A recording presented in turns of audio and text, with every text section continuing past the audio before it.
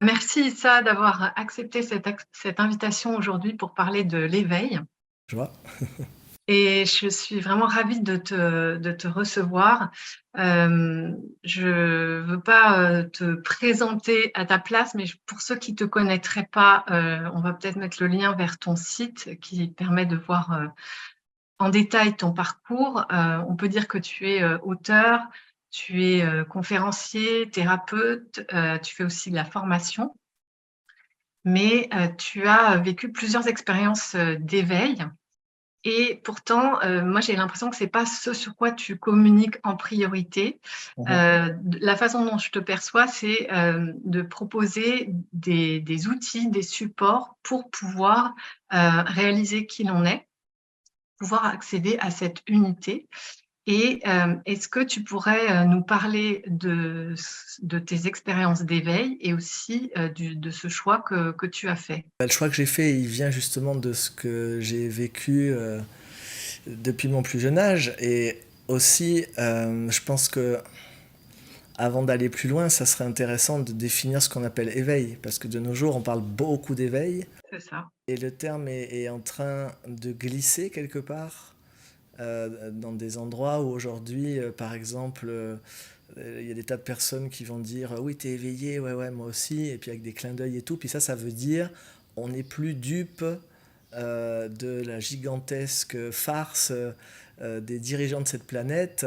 Et on sait qu'il y a quelque chose que dans les milieux autorisés, ils vont appeler la matrice ou autre, et qu'on se fait piloter par les gouvernements, etc. Et donc on est éveillé à ça, et on ne veut plus continuer à se faire manipuler par voilà, ce qui va être nommé de différentes manières. Donc du coup, il y a une forme d'éveil aujourd'hui dont on parle beaucoup dans les réseaux sociaux. Moi, je vois beaucoup passer ça sur TikTok, hein. Moi, je suis un geek, donc je suis sur tous les réseaux.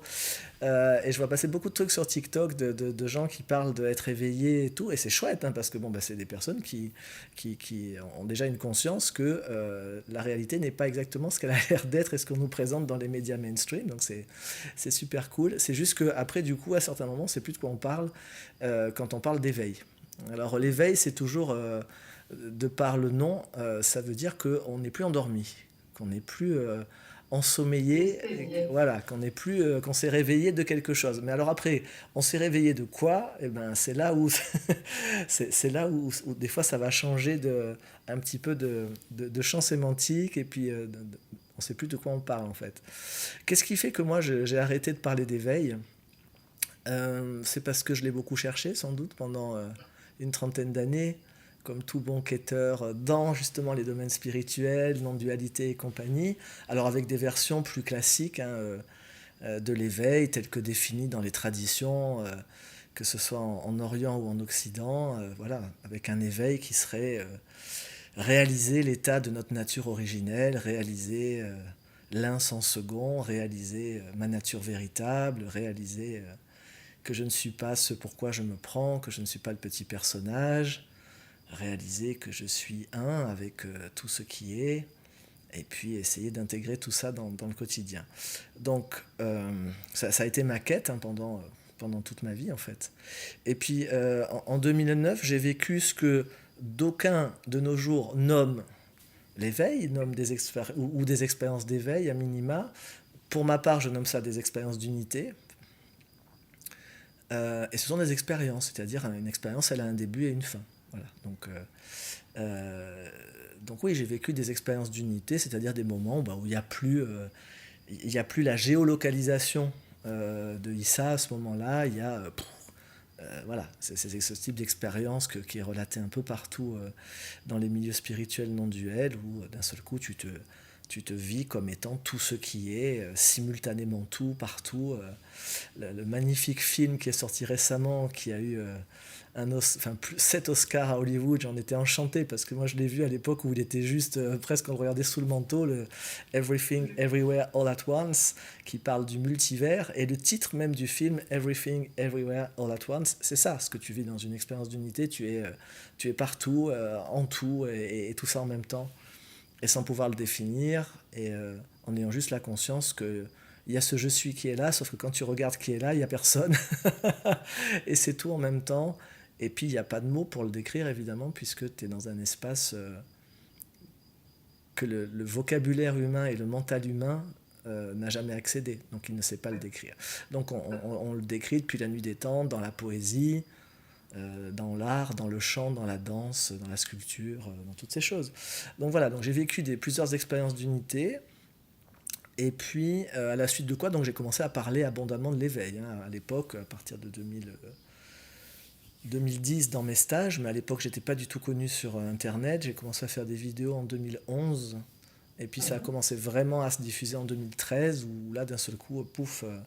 Alors tu sais, le cercle des éveillés sur Internet, et je précise, je ne suis pas éveillé, je ne suis pas un éveillé, je déteste ce terme. Donc on va tout de suite l'enlever. Voilà, j'ai fait des expériences d'unité et puis on va parler de la suite. Hein, mais juste pour que ce soit clair, je ne veux pas qu'on me mette dans une catégorie comme je serais éveillé ou pas éveillé. Je m'en tape complètement. Dites de moi ce que vous voulez. Moi, je ne vais pas utiliser ce terme. Mais en tout cas, ce que j'ai observé, c'est que dans quand même le circuit des éveillés officiels en francophonie, tu as des étapes un peu incontournables. C'est comme sans doute quand tu es artiste, que tu es invité un jour à la cérémonie des Césars ou ça. Donc là, le circuit, c'est d'être par exemple invité à écrire dans la revue Troisième Millénaire, par exemple, dans laquelle il n'y a que normalement des éveillés qui écrivent. À l'époque, être invité au Petit Mât, en région niçoise aussi, qui est un haut lieu où passent beaucoup d'éveillés, être invité au Forum 104 à Paris, toutes ces choses. Donc à l'époque, j'ai fait le petit circuit comme ça, et puis il y a eu tout de suite beaucoup de monde qui est venu. Hein. Je me souviens, la première rencontre qu'avait organisée le Petit Mât, eux, ils avaient une salle, je crois, pour 40 ou 50 personnes, puis ils m'ont dit on est embêtés parce qu'il y a plus de 100 personnes qui veulent venir. Moi, j'étais complètement ahuri. Et puis on a fait cette première rencontre, il y avait, je crois, 130 personnes à l'époque. Voilà, donc j'ai découvert un peu tout ce qui se passait dans ce milieu-là, entre guillemets, de l'éveil. Et donc, heureusement, j'avais déjà lu à l'époque le merveilleux livre de Jack Canfield, Après l'extase de la lessive. Oui. Et donc, voilà, j'ai fait, on va dire, assez peu de temps collé dans ce que j'appelle collé à l'arrière-plan, c'est-à-dire où t'es tellement dans l'unité que tu veux plus revenir ici, quoi. Tu veux plus revenir dans la merveille du quotidien de cette humanité. Donc voilà, pendant quelques années, ouais, il y a eu quelques années quand même, entre 2013, je pense, 2013 à 2016 quand même, j'ai pas mal fait de vidéos sur l'éveil, sur les obstacles à l'éveil, sur tout ça, toujours en disant que je n'étais pas éveillé, hein, mais en disant, voilà, justement en essayant de donner un petit peu de clarté sur tous les termes qu'on utilise souvent. Et puis, l'expérience que j'ai eue qui a été super douloureuse, c'était ce que j'appelle l'éveil clignotant, c'est-à-dire que quand tu n'as pas compris, sans doute quelque part, enfin c'est ma vision, hein, je dis pas du tout que c'est ce qui est, hein, c'est mon point de vue depuis mon parcours. Moi je sais que je cherchais quelque chose qui soit un état en fait. Donc pour moi, l'éveil, c'était un état. C'était à un moment donné, ben voilà, t'es sorti, tout s'est brisé. Enfin, tu vois, tous ces grands textes qui racontent ce moment de l'effondrement salutaire où le moi se dissout dans le grand tout. Et puis, voilà, ça y est, je suis cela, voilà, je suis à la fois rien et tout. Et puis à partir de là, tu sais, c'est un peu comme dans les contes de fées avec les mariages où on te dit le prince et la princesse, machin, ils se marièrent, ils eurent beaucoup d'enfants. Et le film s'arrête là. Mais on te montre jamais après quand elle trouve ses chaussettes sales qui puent, quand lui il se réveille le matin qu'il trouve qu'elle pue de la bouche. Enfin, ça on te le montre pas du tout. Bon, c'est pareil, je vois dans les légendes urbaines de l'éveil, c'est que on a les grands textes du passé, mais on n'a pas les backstage du passé.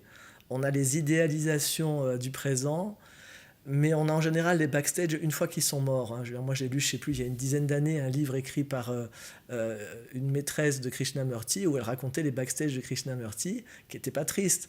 Et voilà, moi, je lisais ça, j'étais complètement détendu. Hein. Il n'y avait rien en moi, j'avais pas idolâtré Krishnamurti, enfin j'étais au clair, ok, c'est un être qui a fait des expériences particulières d'unité, et ensuite c'est un être humain, quoi. Donc forcément, il a des endroits, c'est pas parce qu'il est capable de donner ses enseignements sublimes et de goûter l'unité que par ailleurs il n'a pas des côtés qui sont complètement des fois à côté de la plaque. Donc je crois qu'il y a beaucoup il y a beaucoup d'idéalisation par rapport à l'éveil. Et moi ce que j'ai goûté, c'est que après avoir vécu ces vastes expériences d'unité, en revenant finalement dans ce qu'on appelle la réalisation, Parce que bon, dans l'éveil, tu peux avoir une forme d'illumination à un moment, le moment où tu te découvres, hey, je suis pas ce pourquoi je me prends, et puis pouf, tu vis des trucs assez paroxystiques comme ça, assez énormes. Mais après, il y a la réalisation de ça. Il faut ramener tout ça dans la matière, il faut ramener tout ça dans la chair, Alors, tu vois. justement, comment tu définirais réalisation? Ben, réalisation, pour moi, c'est l'actualisation au jour le jour, jusque dans la cellule, mais pas au niveau énergétique. Hein. Je ne suis pas en train de partir dans le plan Shri-Aurobindo, mer, tout ça. Non, je ne parle pas du tout de ce truc-là. Je parle du concret, la Ah ouais. concrétude. Je vois que dans cette sphère-là, quand on parle d'éveil, il y a quelque chose où le, l'ordinaire, le quotidien, le basique est comme plus autorisé à un moment. Parler d'une certaine manière aussi, par exemple, comme je suis en train de parler, ah bah ça c'est pas le vocabulaire, hein, c'est pas comme ça. Et à cette époque-là, je parlais pas comme ça d'ailleurs. Je prenais le vocabulaire de ce milieu, qui est beaucoup plus châtié, qui est beaucoup plus. On va peut-être même parler à la troisième personne à un moment, parce que comme je suis plus du tout identifié à cet être, donc Issa, machin, on va parler de ça, c'est comme Alain Delon en Chine se dit C'est machin, tu vois, ça. ce genre de truc. Et, et je voyais à l'époque comment, justement, comment je retombais dans de la Ouais. dualité intérieure, c'est-à-dire dans du jugement sur moi, dans des tas de douleurs et où je recréais de l'émotionnalité, parce que je m'attendais à ce que après avoir vécu cette vaste ouverture, bah ça y est, c'est fait, quoi. Et puis ça bouge plus, et puis il n'y a pas d'aller-retour, et puis il n'y a pas d'un seul coup. Comment ça, la personnalité est encore là? Mais tu devais pas être morte, toi? Tu devais pas. Hey, t'avais fondu dans le grand tout. Comment ça se fait que tu es encore là? Enfin, tous ces endroits où il y a très peu d'enseignants spirituels qui parlent sur ça. Je connais Adyashanti qui en parle. Il en parle vraiment beaucoup, Adyashanti. Jeff Foster en parle. Mais il y en a peu, hein, finalement, qui communiquent sur ça de manière très claire. Ben, je te remercie. C'est bien ce que je voulais aujourd'hui. Je voulais pouvoir parler comme ça avec toi parce que c'est ce qui me gêne et c'est ce qui m'ennuie quand j'écoute sur Internet ou que j'ai pu rencontrer dans ma vie des gens qui se disent éveillés et où je ressens un décalage avec la vie ordinaire, avec l'être-té dans l'humanité.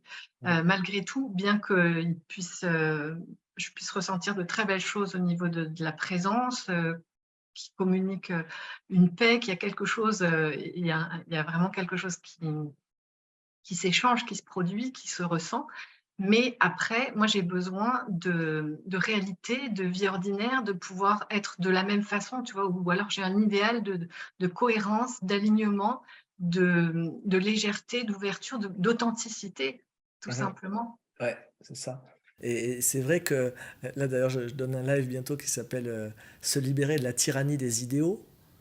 Parce que moi j'ai vu à l'époque ce que ça me faisait. Mon guide, qui est toujours mon guide, hein, David Sucy, qui est quelqu'un qui a vraiment réalisé à la fois sa nature et, enfin je veux dire, il y a eu cette illumination et la réalisation derrière. Donc c'est quelqu'un qui, au quotidien, dans tout ce que je vois de lui, en tout cas depuis 17 ans que je le connais et que je chemine avec lui, dans tout ce que je vois de lui, en tout cas, c'est toujours au même endroit, effectivement, dans l'ouverture.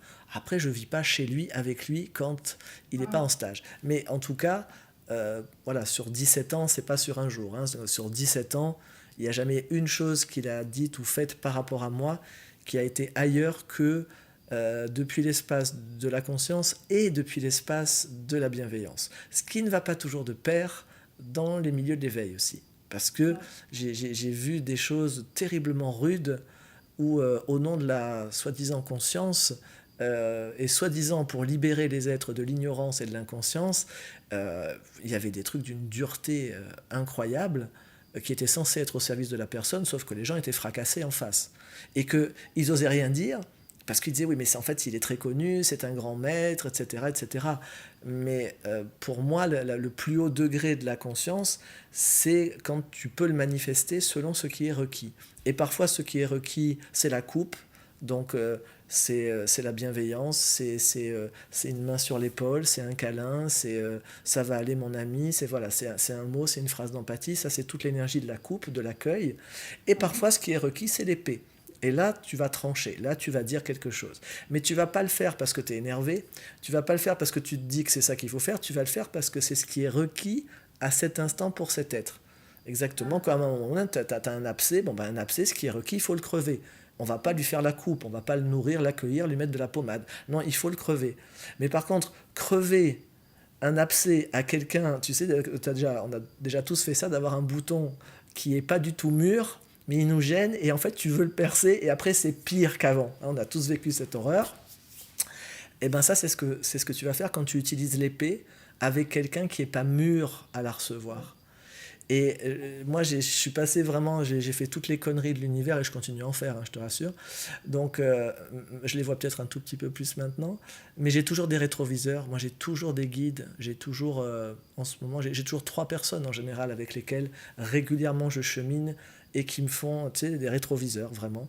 Ouais. Qui me montrent mes angles morts, qui me disent «Eh là t'as pas vu, eh là t'as pas vu, eh là t'as pas vu». Je dis «Ah ouais d'accord, ah, super, merci». Et puis on fait un petit pas, tu vois.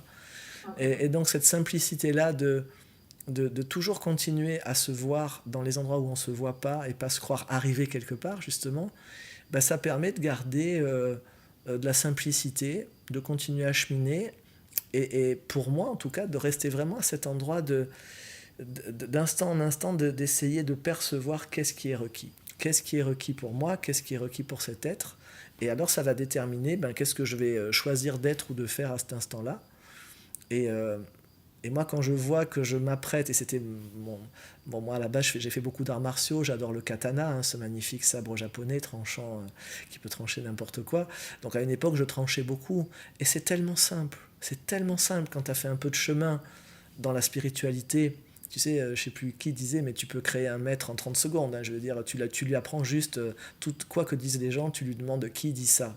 Qui dit ça, qui dit ça, et puis voilà. C'est juste, il sait pas faire la phrase derrière, mais tu peux déjà bien casser les gens en lui disant qui dit ça, depuis où tu parles, à quoi tu es identifié quand tu dis ça. Mais c'est pas ça, être une ressource, c'est pas ça,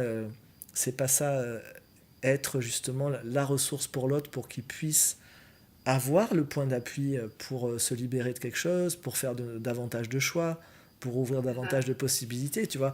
Et bon, voilà, moi à une époque, je tranchais beaucoup. C'était jouissif, c'était schlac, tu tranches et tout, l'autre il est saisi et tout. Alors il comprend peut-être quelque chose, mais après il saigne beaucoup quand même. Donc est-ce Mais que comme c'est tu dis, ça, point tu vois? d'appui, c'est ça. C'est un tremplin et tu peux trancher, mais ça dépend de l'intention avec laquelle tu le fais. Si c'est Exactement, exactement. Tu sais, un jour, je le raconte souvent, les gens sont choqués souvent, David m'a mis une claque, mais monstrueuse, en stage devant 30 personnes. Et c'était absolument ce qui était requis à ce moment-là. Je ne comprenais pas quelque chose, j'étais complètement dans ma tête, je m'interdisais d'aller dans mon cerveau reptilien, je m'interdisais de fonctionner de manière instinctive, parce que j'avais mon néocortex qui maintenait tout, et il envoyait la main vers moi, et moi je bougeais pas, et il me disait, mais... alors il me disait, si je te frappais, tu ferais rien. Et moi, je lui servais des explications. Oui, non, mais parce que tu comprends, comme je suis ceinture noire de karaté, je crains que si je te frappais, je te ferais mal. Enfin, j'étais tout dans ma tête. Et une fois, il me dit, donc si je te mets une claque, tu vas pas bouger. Non, parce que blablabla. Bla, bla, bla. La troisième fois, hop, il me l'a mis, mais alors une force. Et là, au moment où je la reçois, ah, ça me fait mal, hein, il a des mains énormes, je me prends la main sur l'oreille et tout, bref. Et la douleur, je réalise, j'ai oh, waouh, je suis entièrement dans mon mental. Je réalise, c'est interdit. C'est interdit que je sois instinctif. C'est interdit que je sois viscéral. Dans mon système, j'ai pas le choix.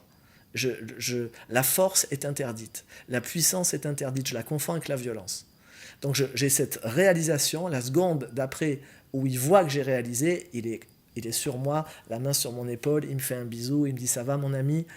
Je dis oui et je lui dis merci infiniment. Merci infiniment. Et alors après, qu'est-ce qui se passe? T'as quelqu'un dans la salle qui le voit faire ça, qui me voit dire merci, et qui ne sait rien de notre relation guide-disciple depuis 10 ans, qui ne sait pas la confiance mutuelle qu'on a, qui ne sait pas à quel point lui, il est au service de ce que je lui ai demandé, c'est-à-dire de toujours me montrer de ce que je ne vois pas et de la manière qui est la plus appropriée pour moi. Quelqu'un voit ça dans la salle, et quelqu'un par exemple qui lui-même joue à être un enseignant spirituel, eh ben il va aller mettre une claque à quelqu'un à un moment, parce qu'il croit que c'est possible, parce qu'il croit que ça va contribuer. Donc moi je sais que c'est tellement plus aisé de sortir l'épée que de savoir ce qui est requis. Et après, l'autre côté qui existe aussi, c'est on va tomber dans être... il faut ouvrir le cœur, il faut être dans la compassion. Et là, on va tout accueillir, on va être la coupe, la coupe, la coupe, la coupe, et on n'utilise jamais l'épée, tu vois. Donc, c'est pour ça que moi, au fil du temps, je me suis de moins en moins intéressé à parler de l'éveil, à parler sur l'éveil. Je me suis plus intéressé aux aspects pratiques. Moi, il y a un maître japonais, il y a 25 ans, à qui je posais des questions, qui m'a dit, écoute, éveille-toi d'abord, tu pratiqueras après.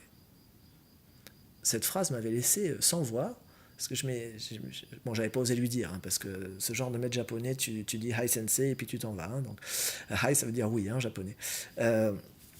Mais je m'étais dit, est-ce qu'il a bien tout compris? Parce que moi, dans mon esprit, si tu t'éveilles, il y a plus rien à pratiquer, en fait. Et en fait, non, c'était un très très grand maître. Tu sais, il y a cette phrase je ne sais plus si elle vient de Chine ou du Japon, mais qui dit avant l'éveil, coupez le bois, cherchez l'eau. Pendant l'éveil, coupez le bois, cherchez l'eau. Après l'éveil, coupez le bois, cherchez l'eau. J'adore, j'adore. Parce que c'est ça, ça va changer. Des choses vont changer, mais dans la vie de tous les jours, les pratiques, elles ne vont pas changer. Hein. Et il y a aussi dans les mêmes types de phrases, avant l'éveil, la montagne est la montagne et l'arbre est l'arbre. Pendant l'éveil, la montagne n'est plus la montagne et l'arbre n'est plus l'arbre. Après l'éveil, la montagne redevient la montagne et l'arbre redevient l'arbre. Parce que tu les perçois mais différemment.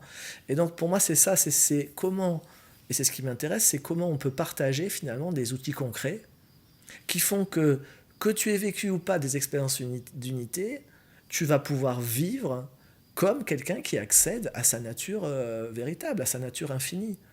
Et j'aime aussi beaucoup cette phrase en Orient qui dit « Celui qui agit comme un Bouddha est un Bouddha ». Parce que moi, ce que j'ai vu le plus pendant les années où je faisais des sortes de grands satsangs géants, là, je voyais beaucoup de frustration. Parce que tout le monde avait capté que j'avais vécu quelque chose, et puis moi, à l'époque, j'en parlais un petit peu. Bon, j'en parlais pas beaucoup, mais je faisais référence quand même à cet espace, nanana. Et il y avait toujours, là, quand tu es dans la salle, tu as le complexe de « ben moi, je l'ai pas vécu ». Et il y avait toujours des gens à un moment qui me disaient « oui, mais alors on fait comment ? On fait comment pour goûter la sérénité ? On fait comment pour goûter la paix ? On fait comment pour goûter la joie quand on n'a pas vécu l'expérience que tu as vécue ?» Et moi, j'étais bien embêté à l'époque parce que j'en savais rien. Et d'ailleurs, David, à l'époque, après que j'ai eu ces expériences d'unité, j'avais été le voir, tu sais, un peu comme toujours, quand tu es disciple d'un guide et qui, lui, est dans un état qui me semblait au quotidien de réalisation, tu vas te faire valider quelque part. Donc j'avais été le voir pour présenter un peu où j'en étais, en redoutant qu'il me dise non, non, ça c'est des conneries. Alors il m'avait dit, oui, bah, il m'avait dit, c'est bienvenu, c'est magnifique, très beau ce que tu as réalisé là, et magnifique. Il m'avait dit, bon, ben maintenant, tu vas pouvoir commencer à t'amuser avec la vie. Maintenant, tu commences à être vivant. Maintenant, tu peux commencer à choisir. Et surtout, maintenant, tu peux commencer à essayer de partager comment vivre la joie de ça et la paix de ça sans avoir vécu l'expérience de ça. Et il m'avait dit, bon amusement. Et moi, j'étais là, oh merde, je crois qu'il allait me donner un mode d'emploi, puis pas du tout. Et il m'avait donné comme image, il m'a dit, tu vois, il m'a dit, ce que tu as vécu, c'est comme si, soudain, tu deviens le château de Versailles. Tu deviens simultanément le cristal des grands lustres, l'or des dorures sur les cadres, le petit grain de sable qui est dans les jardins tout autour, et puis le brin d'herbe. Et tu as vécu que tu es devenu simultanément tout ça. Et puis pouf, tu es sorti de cette expérience. Et maintenant, il faut que tu reconstruises Versailles tout seul. D'accord. Et tu n'as aucune idée de comment il est construit en fait. Et puis maintenant, en plus, tu voudrais partager aux autres comment vivre ça, comment créer ça. Je dis, mais j'en ai aucune idée. Il me dit, oui, amuse-toi bien. et voilà, et tu vois, et depuis, depuis, j'ai continué. Moi, je cherche toujours des outils, des moyens, des pratiques. Donc, j'en ai trouvé des tas dans ma vie, j'en ai créé certains. La CNV, évidemment, ça reste la communication non violente, est toujours restée, pour moi, une des grandes pratiques parce que on parle beaucoup de non-jugement, on parle beaucoup de non-dualité. Et s'il y a vraiment un outil très pratique, très quotidien, qui permet, en partant vraiment de la materia prima, des pensées qu'on a, des jugements qu'on a sur soi, sur les autres, de sortir du jugement sur le fait qu'on est en train de juger, parce que ça c'est un sport national hein, dans les milieux non-duels, c'est de juger la dualité, et surtout quand on y est soi-même. Et la CNV te donne des outils merveilleux pour ça, vraiment, en traduisant tout simplement. Tu n'as pas besoin de t'en vouloir d'avoir des jugements, on te dit, c'est ok, tu as un jugement, c'est super, c'est une matière première comme du plomb, et maintenant on va juste le transmuter. Quoi. Qu'est-ce qu'il y a sous ce jugement? Tu as un sentiment, et puis sous ce sentiment, il y a quoi? Il y a une énergie motrice de la vie qui est en quête de son épanouissement. qu'on appelle un besoin, CNV. Bon, moi, c'est pas du tout un mot que j'aime utiliser parce qu'il est tellement connecté à l'énergie du manque. Voilà. Mais à la base, c'est quoi? C'est des forces motrices de la vie qui cherchent son épanouissement et puis qui appellent à quelque chose, qui appellent une action. Et puis, ben, quand ces forces-là, elles ne rencontrent pas ce qui leur permet justement de t'épanouir, tu vas avoir des émotions des fois qui ne sont pas agréables. Et puis quand tu as des émotions pas agréables en lien avec quelqu'un, tu vas le juger en fait, souvent. Et puis on va se juger soi. Donc voilà, tu vois, j'ai beaucoup partagé la CNV. J'ai créé à l'époque, donc en 2018, j'ai créé le club CNV sur Internet pour donner un maximum d'outils à un maximum de personnes. Et puis après, j'ai continué d'explorer, voilà. Et puis là, ben, depuis 2020, je travaille beaucoup, j'utilise beaucoup les outils d'Access Consciousness, qui est une modalité qui a été créée par Gary Douglas et le docteur Denir. Et pour moi, c'est les outils de l'éveil, quoi. Je kiffe ces outils parce que c'est simple, c'est des pratiques simples, c'est relié à aucun dogme, à aucune idéologie, à aucune religion, à aucun système particulier. Est-ce que tu peux présenter un tout petit peu ce qu'est Access Bar pour qu'on comprenne le lien? Alors, je sais qu'il y a souvent la confusion entre Access Bars et Access Consciousness. Access Bars, c'est un processus qu'on fait sur la tête. C'est un processus énergétique par lequel on va activer en fait certaines zones dans lesquelles il y a beaucoup de conditionnement et beaucoup de limitations, et puis les libérer tout simplement au niveau énergétique. Donc ça, c'est les access bars. On les appelle les barres parce qu'en fait, les points sont à chaque fois de chaque côté, et donc ça fait une barre en fait qui traverse ta tête. Voilà. Donc ça, c'est les access bars. Donc c'est un processus corporel d'access. C'est celui en général par lequel tu commences quand tu fais des trucs Access Consciousness. Tu fais une journée pour apprendre à donner les bars, puis tu les reçois aussi. Et puis après, tu as toutes les autres classes d'access dans lesquelles il y a des milliers d'outils de conscience. Donc là, c'est Access Consciousness qui inclut donc les bars. Qui n'est pas ce que moi je pratique le plus. J'adore les recevoir et les donner, mais moi j'adore surtout faciliter les classes Access Consciousness. Donc il y en a plusieurs. Il y a par exemple l'aventure d'être soi, qui est une classe sur 2 jours et demi, dans laquelle on te donne plein d'outils. Et puis après, il y a la classe fondation, qui est une classe de 4 jours, dans laquelle on te donne encore plus d'outils. Et qu'est-ce que c'est que ces outils? C'est des outils très simples. Par exemple, un outil très simple, Access Consciousness, un des outils de base, lourd ou léger. Voilà. C'est des trucs aussi simples que ça.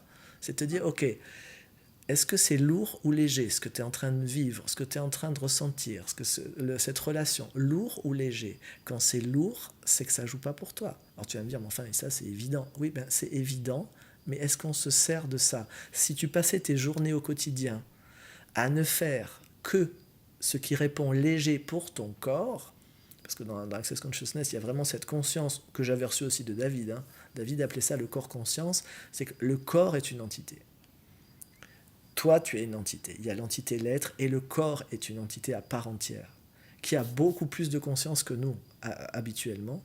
Et que comme on passe son temps, nous, à se vivre comme étant une conscience emprisonnée dans la matière de ce corps, dans les milieux spirituels, le corps n'a souvent, en tout cas dans une certaine catégorie, après il y a toute la catégorie des milieux spirituels qui s'occupent beaucoup du corps, qui font des pratiques, que ce soit des pratiques yogiques ou plein d'autres pratiques, ou de vouloir le transformer énergétiquement, mais il n'y a pas besoin de le transformer. Je veux dire, ici, il n'y a que de l'espace en ce moment. Il y a 99% d'espace et quelques petits atomes qui se baladent au milieu, qui semblent faire de la matière pour laquelle on se prend. Mais c'est de l'espace, il n'y a pas à le transformer, le corps.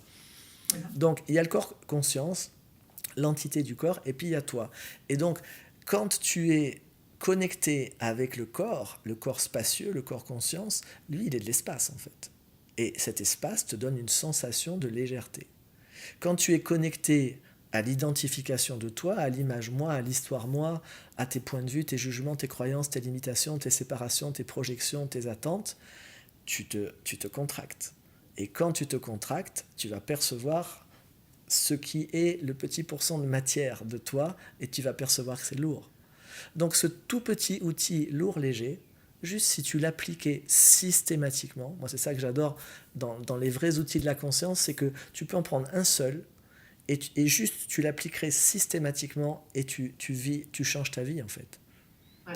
Parce que c'est bien gentil l'éveil, tout ça, mais ça sert à quoi? Tu vois, comme me disait David après, quand on se soit parlé à cette époque-là en 2009, il m'a dit, bon, et ben maintenant tu vas pouvoir commencer le vrai travail, quoi. C'est construire le paradis sur terre. C'est comment tu peux, toi maintenant, vivre la joie, vivre la paix et la joie. Hein. Yvan Amar, qui était un des maîtres de David, je suis de cette lignée-là, Yvan Amar Jeanclin, Yvan Amar disait la paix et la joie au repos, et la joie et la paix en mouvement. Donc c'est les deux grands mouvements de la conscience, la paix, la sérénité, la tranquillité, et la joie qui sort de là.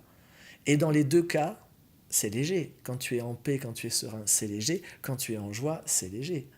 Donc un tout petit outil comme ça, et tu vas pouvoir vérifier au quotidien où tu es et faire des choix. Hein, parce que pour moi, ça sert à faire des choix. La conscience nous sert à faire des choix. Ouais. Une fois, tu avais donné une définition de l'amour qui disait, justement quand c'est ouvert, quand c'est léger, quand c'est joyeux, c'est que l'énergie circule et l'amour, c'est ça. Et Ouais. j'avais beaucoup aimé parce que c'est très concret, c'est pas perché, on n'est pas dans des concepts, spirituels ou je sais pas quoi et en même temps, on peut le vérifier en permanence, dans le corps. C'est un repère, imparable. Exactement, parce que c'est pour ça que là je me réjouis de faire ce live, parce que je vois combien toutes ces idéaux, et puis bon, moi je travaille beaucoup en langue des oiseaux, phonétique internationale, pas qu'en français. La langue des oiseaux, c'est quand on entend des assonances hein, dans les langues Ouais. idéales. Donc ça c'est en langue des oiseaux internationale. Al en arabe c'est Dieu. Hein. Donc pour moi l'idéal c'est l'idée que tu te fais de ce qu'est Dieu. Et cette idée, suivant l'idée que tu as de ce qu'est Dieu, donc de ce qu'est la perfection, tu vas te pourrir la vie à un point, mais à un point. Et en particulier l'amour, alors ça c'est la plaie absolue. La vision qu'on a de ce qu'est l'amour, l'amour inconditionnel. Moi je vois des gens, j'accompagne quand même depuis 30 ans des êtres en accompagnement individuel, je veux dire particulièrement les femmes. C'est pas que j'accompagne particulièrement les femmes, c'est qu'il y a particulièrement des femmes qui viennent se faire accompagner. On sait très bien le pourcentage hein, dans les milieux du développement personnel et spirituel. Bon, y a beaucoup plus de femmes que d'hommes. Donc j'ai accompagné beaucoup de femmes. Et combien de femmes j'ai vu qui étaient dans des chemins spirituels, qui vivaient de la maltraitance, des relations toxiques, etc., tout ce qu'on veut. Et puis qui disaient oui, mais j'apprends tellement avec lui, puis j'ouvre mon cœur, j'ouvre toujours plus mon cœur. Et moi je me disais, mais bon, bah, ok, jusqu'à quand va-t-elle choisir de rester sous les cailloux? Et je l'ai fait moi-même, hein, puisque l'expression rester sous les cailloux, je l'ai reçue de David. Un jour où j'étais arrivé en séance et j'étais dans une relation particulièrement toxique, mais moi j'essayais d'être dans la présence, j'essayais d'accueillir toujours davantage, je faisais la coupe, la coupe, la coupe, tu sais, toujours plus d'accueil. Et je vais le voir en lui disant, est-ce que tu pourrais m'aider parce que je vois que j'arrive pas complètement. Ça, tu vois, j'arrive à le gérer et rester dans la présence. Ça, quand elle me dit ça, c'est un défi, mais j'arrive à rester dans la présence. Mais alors là, quand elle fait ça, j'arrive pas à rester dans l'espace de la présence. Est-ce que tu pourrais me donner une pratique pour que je développe plus l'espace de la présence? Il avait éclaté de rire. Il m'avait dit, mais est-ce que tu vois ce que tu es en train de faire? Alors ben, je lui dis, ben non, c'est pour ça que je viens de voir. Il me dit, alors écoute, il me dit, t'es un peu comme au milieu d'une arène. Tu viens à moi, tu as une armure toute cabossée, abîmée de partout, et tu es en train de me dire, David, alors je suis dans cette arène, il me jette des cailloux, bon, ça résonne, ça fait beaucoup de bruit, hein, mais ça j'arrive à encaisser, mais de temps en temps il me lance un gros caillou sur la tête, ah, ça fait très très mal, est-ce que tu pourrais m'aider à construire un casque, comme ça je pourrais rester là, et puis continuer à accueillir les cailloux? Il me dit non, je suis désolé, je ne vais pas t'apprendre comment mettre un casque. J'ai plutôt une question. Est-ce que tu as de la joie à rester sous les cailloux? Et alors là, je me souviens toujours, c'est quand on te donne une instruction directe, libératrice, le moment où il me dit est-ce que tu as de la joie? Mais ça m'a transpercé, il n'y avait aucune joie. Et tu vois, ces petites instructions simples, par exemple lourd ou léger, la légèreté, d'ailleurs, c'est souvent des synonymes de la joie. Hein, on est dans une Ouais, ambiance ouais. légère. Quand on dit j'ai besoin de légèreté, c'est synonyme de j'ai besoin de joie, j'ai besoin de jeu, j'ai besoin de légèreté, j'ai besoin de légèreté. Il n'y a pas la joie. Et quand ce que tu es en train de vivre, quand le repère que tu prends pour piloter tes choix, c'est plus la joie, quand tu as oublié que le repère, c'est toujours la joie, qu'il n'y a pas d'exception à ça. Alors là, quand on en parle dans l'énergie, là, je suis arrivé, il y a toutes les énergies, des programmes sacrificiels, des je dois, il faut, hein, pour être une religieuse, pour être un religieux, pour être un moine, il faut se sacrifier. Les programmes Jésus, quand on l'a pas compris, on croit qu'il faut se sacrifier. Il y a tous les programmes sacrificiels qu'on porte, hein, particulièrement en Occident, et qui font que, eh ben, on va rester sous les cailloux en croyant qu'on va arriver à la félicité, peut-être à l'éveil comme ça, ce qui n'est pas le cas. Et donc, tu peux prendre le plus petit des outils, un des premiers outils, par exemple, d'Access Consciousness, et qu'on soit clair, je ne dis pas que c'est la panacée universelle, que ça permet tout. Je dis juste, c'est l'outil que j'utilise depuis 2 ans et qui me fait bien kiffer et que je trouve très très pratique, parce que je considère vraiment que c'est les outils pratiques de l'éveil mis à la disposition de tous dans un vocabulaire occidental et sans que ce soit rattaché à rien d'autre, quoi. Et franchement, quand tu fais une classe, que ce soit la classe L'aventure d'être soi qui est sur 2 jours, tu as un manuel à la fin de 80 pages où tu as tous les outils. Pendant la classe, tu reçois des facilitations. Donc ça aussi, j'ai appris ça, tu vois, par exemple. Une des grandes choses que j'ai appris avec Access, c'est à arrêter d'être ce qu'ils appellent un superior spiritual asshole. Un trou du cul supérieur spirituel, j'adore. J'adore. En français, ils l'ont traduit par connard ou connasse spirituel supérieur. Et donc j'ai dit, ah ouais, putain, je fais beaucoup ça. C'est-à-dire, c'est ce sentiment de... C'est quand tu mets le jugement, c'est-à-dire tu as une conscience à un moment donné que la personne qui est face à toi, bah, elle n'est pas au même endroit en conscience que toi. Hein. Et là, tu vas te dire qu'il faut l'aider, que tu veux l'aider. Et en particulier, tu vas tomber des fois quand quand tu veux être dans le cœur, tu vas tomber dans ces trucs de compassion, tu sais, quand tu dis le pauvre, la pauvre, oh le pauvre, mais non, il faut que je l'aide, tout ça. Et quand tu fais ça, tu es en train de tirer un trait sur toute possibilité pour toi d'être un soutien à l'empuissancement de cette personne. Je veux dire, à la seconde où toi tu te vois comme ça et où tu te dis oh le pauvre, ah non je peux pas lui dire ça parce que sinon ça va lui faire ça, je peux pas faire ce prix-là parce que sinon le pauvre il n'a pas les moyens, je peux pas. Tu es en train de bien l'enfoncer dans ce qu'il est en train de choisir. Bon, il est en train de choisir là où il est, mais si tu n'es pas dans la question, moi j'ai beaucoup appris ça avec Access Consciousness, de poser des questions au lieu de donner des réponses, de regarder qu'est-ce qui peut empuissancer cet être, plutôt que de me mettre là en connard spirituel supérieur, en train de dire ah le pauvre, attends je vais t'aider, attends je vais te donner, attends je vais te porter, peut-être tous ces genres de trucs. Et donc j'ai vraiment, et je continue à apprendre ce positionnement qui est pas du tout aisé, parce que moi pendant des années, eh ben, quand j'étais dans les rencontres au cœur du vivant que je donnais à l'époque, ben, les gens posaient des questions. Et pour moi, le job, c'était, je suis là pour les accompagner et puis leur donner certaines réponses. Et aujourd'hui, je suis dans cette légèreté-là qui est, j'ai aucune réponse à donner. Par contre, je vais percevoir des choses dans l'énergie des êtres, je vais lire des choses dans leur énergie un peu en direct. Et puis là, je vais poser des questions. C'est Je vais toi poser des questions. qui soumets les questions. Ouais, je vais poser des questions qui redonnent le choix. Hein, et c'est pas des questions qu'on adresse évidemment à l'intellect. Hein, c'est pas une question où tu vas demander mais pourquoi. Par exemple, j'ai appris aussi à enlever les pourquoi. C'est qu'est-ce que tu rends de vital et précieux à choisir ça. Quelle présence à toi évites-tu par la souffrance que tu choisis. C'est des questions vraiment qui, en elles-mêmes déjà, te font faire un shift de conscience et à l'issue desquelles, quand tu as posé ce type de questions, tu demandes et tout ce que ça amène. Parce que quand tu poses certaines questions où tu pointes le choix que fait la personne, quelle conscience évites-tu avec l'allergie que tu choisis, par exemple. Il y a beaucoup d'allergies qui sont des consciences informationnelles qu'on est en train de chercher à éviter. Donc, quelle conscience évites-tu avec l'allergie que tu choisis et tout ce qui maintient ça? Est-ce que tu choisis de le détruire et de le décréer maintenant? Donc, quand tu recommences, parce que c'est bien gentil d'être éveillé, mais ça sert à quoi? Est-ce que c'est pour continuer à, je sais pas, croire qu'il m'arrive des choses? Ou bien, est-ce que c'est pour redevenir les créateurs que nous sommes, les co-créateurs que nous sommes de cette réalité, de ce monde? David dit depuis des années, le paradis est en chantier. Hein, la terre, c'est le paradis, mais il dit le paradis est en chantier. Et puis c'est à nous de le co-créer pour qu'il redevienne vraiment ce qu'il peut être et l'actualiser. Donc ça veut dire qu'il va falloir à un moment donné quand même se décider à ne pas être tout le temps dans l'accueil de ce qui est, quand ce qui est pas en train d'être la contribution. Et même Martin Luther King, quand il parlait de l'amour et du pouvoir, quand il disait qu'on opposait tragiquement les deux, et il disait l'amour sans la puissance est anémié, et la puissance sans amour devient la violence, mais il disait le pouvoir à son meilleur, c'est la force qui vient combattre tout ce qui fait obstacle à l'amour. Donc tu vois, pour moi c'est vraiment ces énergies, j'appartiens à une lignée de chevalerie spirituelle dans laquelle on travaille vraiment évidemment beaucoup avec la coupe et l'épée, c'est-à-dire les deux aspects de l'être, comment on peut à la fois choisir l'ouverture, l'accueil, l'amour, la compassion quand c'est ce qui contribue, et utiliser l'épée quand il y a besoin de trancher quelque part.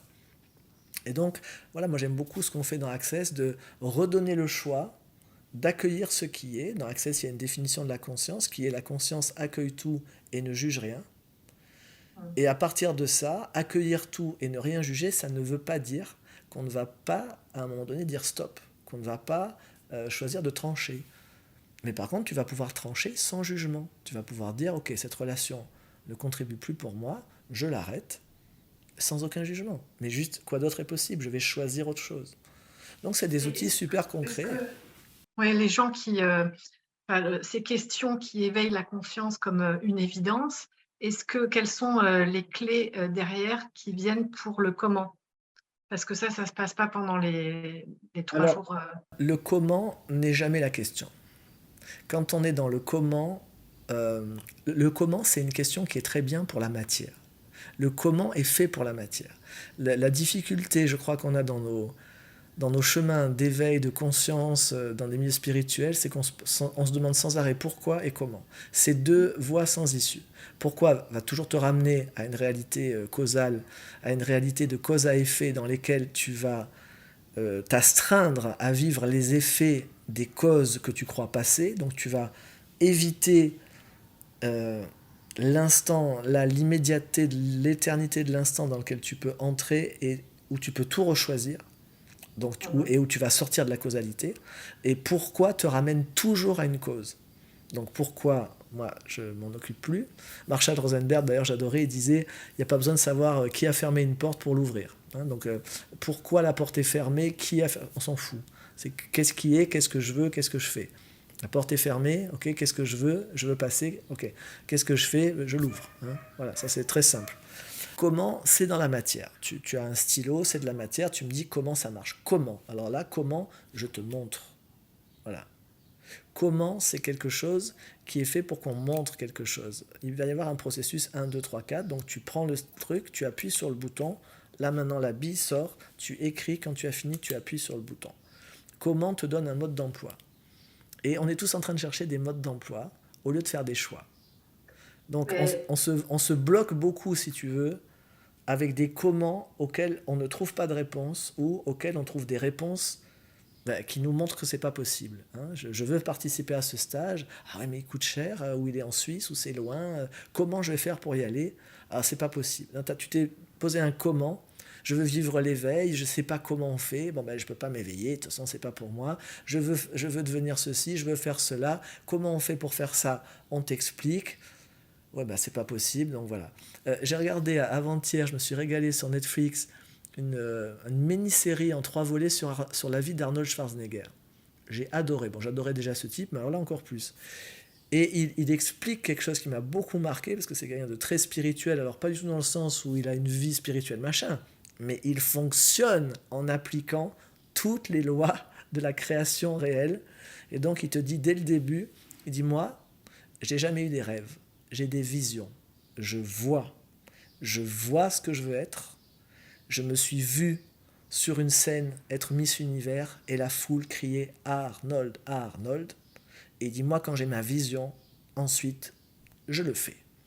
Donc lui il est très simple. Il a une vision et il le fait. Et il est parti de son petit village d'Autriche pour finir aux USA. Et après il s'est vu, il a eu une autre vision, il s'est vu homme politique. Tout le monde lui disait mais c'est impossible. Le comment est impossible habituellement.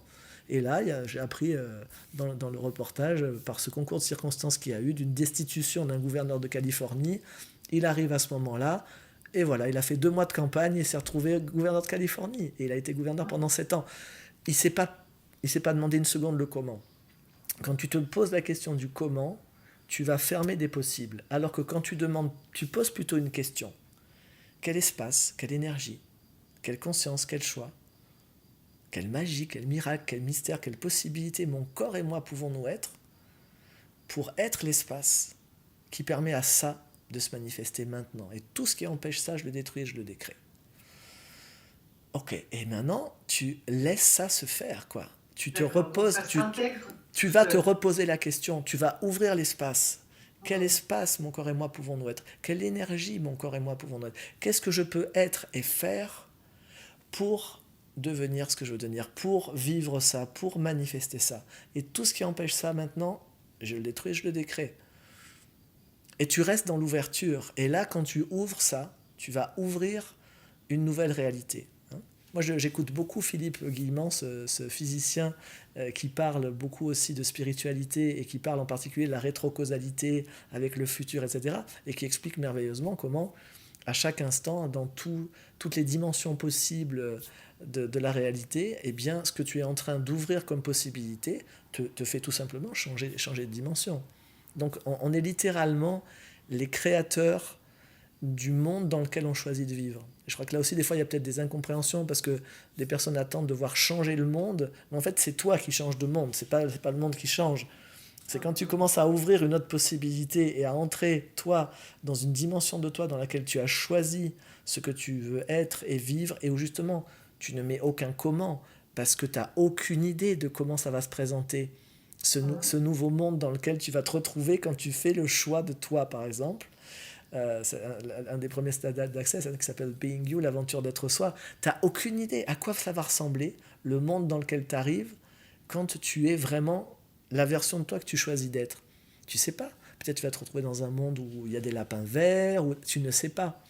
Alors que si tu commences à mettre des comment, pouf, dès que tu mets les comment, ben non, je peux pas faire ce stage parce que j'ai pas l'argent, je peux pas aller là parce que je j'ai pas la voiture, je peux pas lui dire ça parce que il va peut-être pas me répondre. Dans le comment, tu trouves que des limitations dans le comment. Donc, en fait, toi, tes supports, c'est quand même plus pragmatique finalement. Enfin, la conscience pragmatique et tu peux zapper le côté, enfin, l'approche spirituelle qu'on peut avoir au travers justement des enseignements. Mais si tu veux, tout est requis en fait. Hein. Y a rien à. C'est pas pour rien que depuis la nuit des temps, dans différentes traditions, dans le bouddhisme en particulier, tu as les pratiques préliminaires, et puis tu as le petit véhicule, tu as le grand véhicule. Enfin, c'est pas pour rien. Ils étaient déjà au clair à l'époque. Je veux dire, je peux m'occuper aujourd'hui euh, de la lessive parce que justement, bah, il y a certaines choses qui sont réalisées sur d'autres plans. Donc, je veux dire, tout sert à chaque moment. Je vois simplement la difficulté pour certains cheminants spirituels, c'est que il y a comme pas, alors que ce soit pour eux, c'est peut-être parce qu'ils n'ont pas un guide aussi des fois ou quelqu'un qui peut leur donner quelques repères. Ils savent pas où ils sont en fait, ils savent pas où ils en sont, et donc ils se repèrent avec des livres qui parlent d'une étape qui est, je sais pas, pour eux peut-être dans 5 ans, puis ils sont en train de pratiquer maintenant ce qu'il faudrait qu'ils pratiquent dans 5 ans. Ils savent pas où ils sont. Je veux dire, en d'autres temps, quand les humains avaient un peu plus de patience, ils entraient dans des écoles des mystères, ils entraient dans un temple, et on les suivait pendant des années. Et tu avais le maître qui était là, tu allais le voir une fois par jour, une fois par semaine, il voyait où tu en étais, il te donnait ton instruction directe. Moi j'ai travaillé comme ça avec David pendant des années. J'allais le voir toutes les 3 semaines, je lui racontais toutes mes conneries. À la fin, bim, il me donnait une instruction, une pratique. Au début, j'étais très arrogant, je trouvais ça ridicule. Il me donnait des pratiques, je disais, mais ça, c'est des pratiques pour débutants. Enfin, regarde un verre, et puis tu vois quand tu as une pensée. Je dis, putain, je faisais ça il y a 20 ans. Enfin, c'est quoi ces conneries? Sauf que je le faisais pas du tout dans l'espace de la présence dont il était question. Donc, j'ai appris peu à peu à écouter le guide et puis à faire ce qu'il me disait et à voir que, ok, en faisant cette petite pratique-là, c'était pas une pratique qu'il me donnait parce que dans son catalogue des pratiques, il suivait 1, 2, 3, 4, 5, 6, 7, 8, 9 dans l'ordre. Il m'avait lu énergétiquement, vibratoirement et en conscience, et il avait vu, ah ok, c'est là que ça coince, donc c'est ça qu'il faut faire maintenant. Et donc il me donnait une instruction, c'est ça qu'on appelle les instructions libératrices. C'est la personne qui est en face de toi, qui te lie en conscience vibratoirement, et qui voit à ce moment-là, tiens, il y a cette zone-là à débloquer en ce moment, et il te donne une pratique, il te donne une instruction. Et je vois qu'aujourd'hui, où tout est accessible. Je veux dire, moi, quand j'ai démarré, enfin, moi, j'ai commencé ma quête, j'avais 7 ans, alors j'en ai 59 bientôt, t'as compris. Je veux dire, moi, à l'époque, il n'y avait pas Internet, il n'y avait pas tout ça, il n'y avait pas de chat GPT, il n'y avait pas. Je veux dire, aujourd'hui, tu es submergé d'informations. Je veux dire, tu n'as même plus besoin d'avoir des livres. Je veux dire, moi, j'ai une bibliothèque de je sais, plus de 2000 livres sur l'éveil. Aujourd'hui, tu n'as plus besoin. Aujourd'hui, tu demandes à ChatGPT, fais-moi une synthèse de tous les grands courants de l'éveil dans toutes les traditions de l'Orient à l'Occident, classe-moi ça en 8 bullet points et crée-moi un programme sur 21 jours à faire pour m'éveiller. Et il te le fait en exactement 2 minutes. Et c'est très bien en plus. Il fait des choses. Ah, C'est très bien ce qu'il fait. Franchement, il est très très puissant. Sauf que derrière, il y a une chose qu'il ne peut pas faire. C'est il sait pas où tu es. Il sait pas qui tu es. Il ne peut pas te lire énergétiquement, vibratoirement et en conscience et savoir que maintenant, c'est ça que tu dois faire. Donc, à un instant T, ben voilà, je vais accompagner quelqu'un et puis je vais peut-être lui dire, ok, toi en ce moment, il faut que tu ailles beaucoup dans la méditation, dans l'espace de la présence, il faut que tu fasses retour très souvent, et je vais lui donner des pratiques qui sont ce que toi tu appellerais des pratiques spirituelles habituelles, hein, qui sont, ok, on va essayer de travailler l'espace de la présence, le retour à soi, l'observateur témoin, enfin toutes les grandes pratiques traditionnelles qui sont dans les milieux spirituels non duels. Et à un autre moment, eh bien, quand ça c'est fait, ou bien parce que la personne est en train de se coller à l'arrière-plan, on va lui donner des pratiques très concrètes. Hein. oui. Parce Va, que va dans voilà, ton c'est quand. jardin, dis à ta mère que c'est une conne, ce genre de choses. C'est des actes psychomagiques, enfin n'importe quoi. Je veux dire, moi je sais que une de mes caractéristiques, c'est que j'utilise tout et n'importe quoi. Je suis incapable, moi, de me figer dans une pratique, une méthode, une approche. Donc je Donc, peux... Ouais. c'est pas la personne qui, suite à la question, euh, a des évidences qui lui permettent d'intégrer, de concrétiser ce qu'elle souhaite vraiment. Alors elle n'aura pas forcément d'évidence. Il n'y a pas de, il y a pas de promesse miraculeuse. Il se peut que ça libère quelque chose ou pas. C'est son choix. Il faut comprendre Mais que... le ressenti, justement, ouvert-fermé, ça Ah, donne ok, comme non, une non, tu parlais par impulsion. rapport à ça. Non, je croyais qu'on avait Oui, parlé de la facilité des personnes. Oui, là, simplement, ça demande que tu sois connecté à ton corps. Ça demande ouais, que tu perçoives, par exemple, en cet instant, on est en train d'échanger et tu demandes à ton corps. Alors, l'outil est très simple en lui-même. Le seul truc un peu tricky, c'est quand tu vas poser la question, est-ce que tu es capable de percevoir ce que dit ton corps et pas ce que tu te racontes avec ta tête, hein? mhm. Donc voilà, mais quand tu es connecté un peu à ton corps, donc des fois on peut toucher un peu le corps pour dire ok, je me connecte vraiment à l'espace du corps, à l'entité corps, au corps conscience, et juste là, corps, ok, ce qu'on est en train de vivre en cet instant, pour toi, lourd ou léger?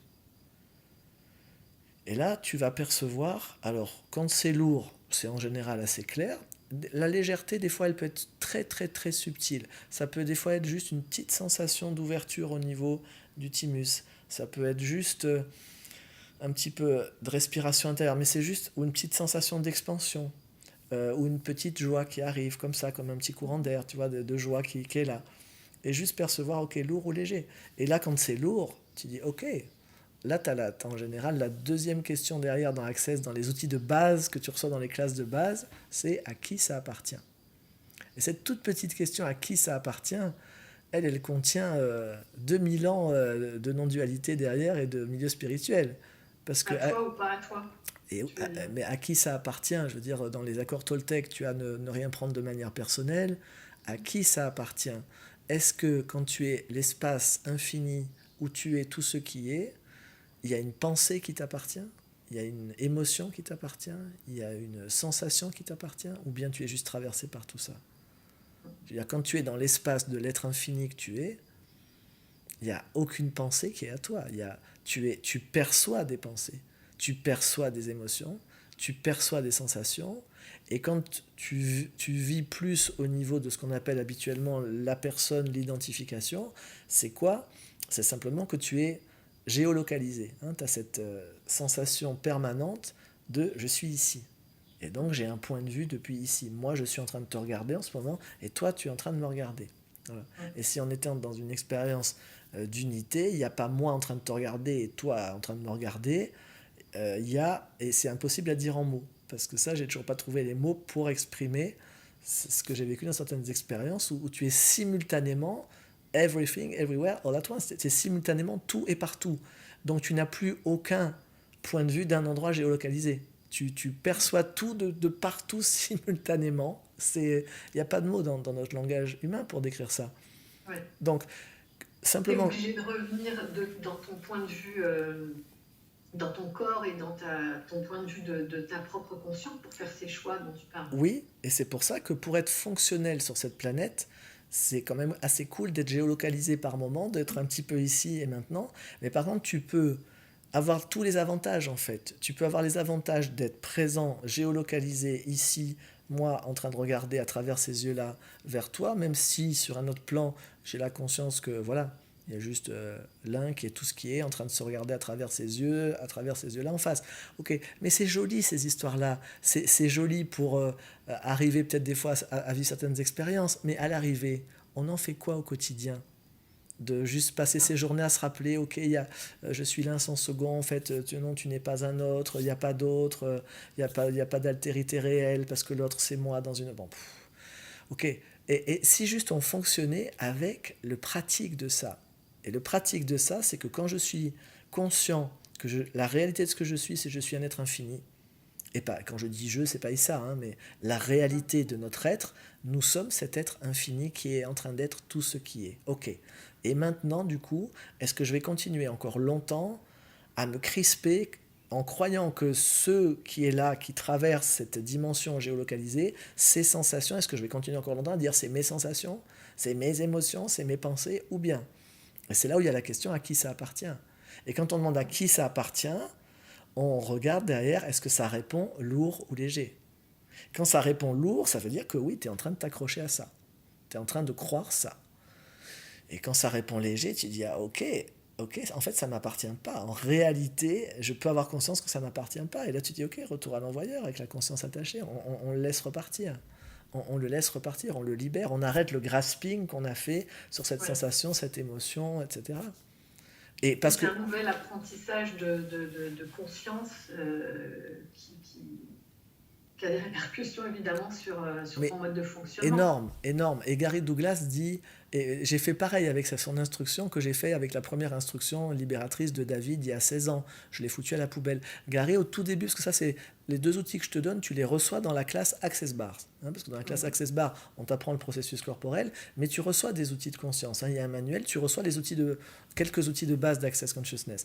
Mais juste déjà dans cette classe d'une journée, juste avec ces petits outils-là, Gary Douglas te dit, si tu pratiques pendant 3 jours consécutifs à qui ça appartient, systématiquement sur toutes tes pensées, sur toutes tes émotions, sur toutes tes sensations, et si tu pratiques derrière systématiquement le lourd léger, et systématiquement, si c'est léger, tu dis, ah ok, ça ne m'appartient pas, retour à l'envoyeur avec la conscience attachée, si c'est lourd, ok, qu'ai-je rendu de vital et précieux à croire que ça m'appartient, et partout où je fais ça, est-ce que je vais le détruire et le décréer? Et on le relâche. Et dit, tu fais ça pendant 3 jours, déjà tu changes ta vision de ta réalité. Et dit, maintenant si tu le fais pendant 3 mois, tous les jours, et dit, là tu changes de dimension.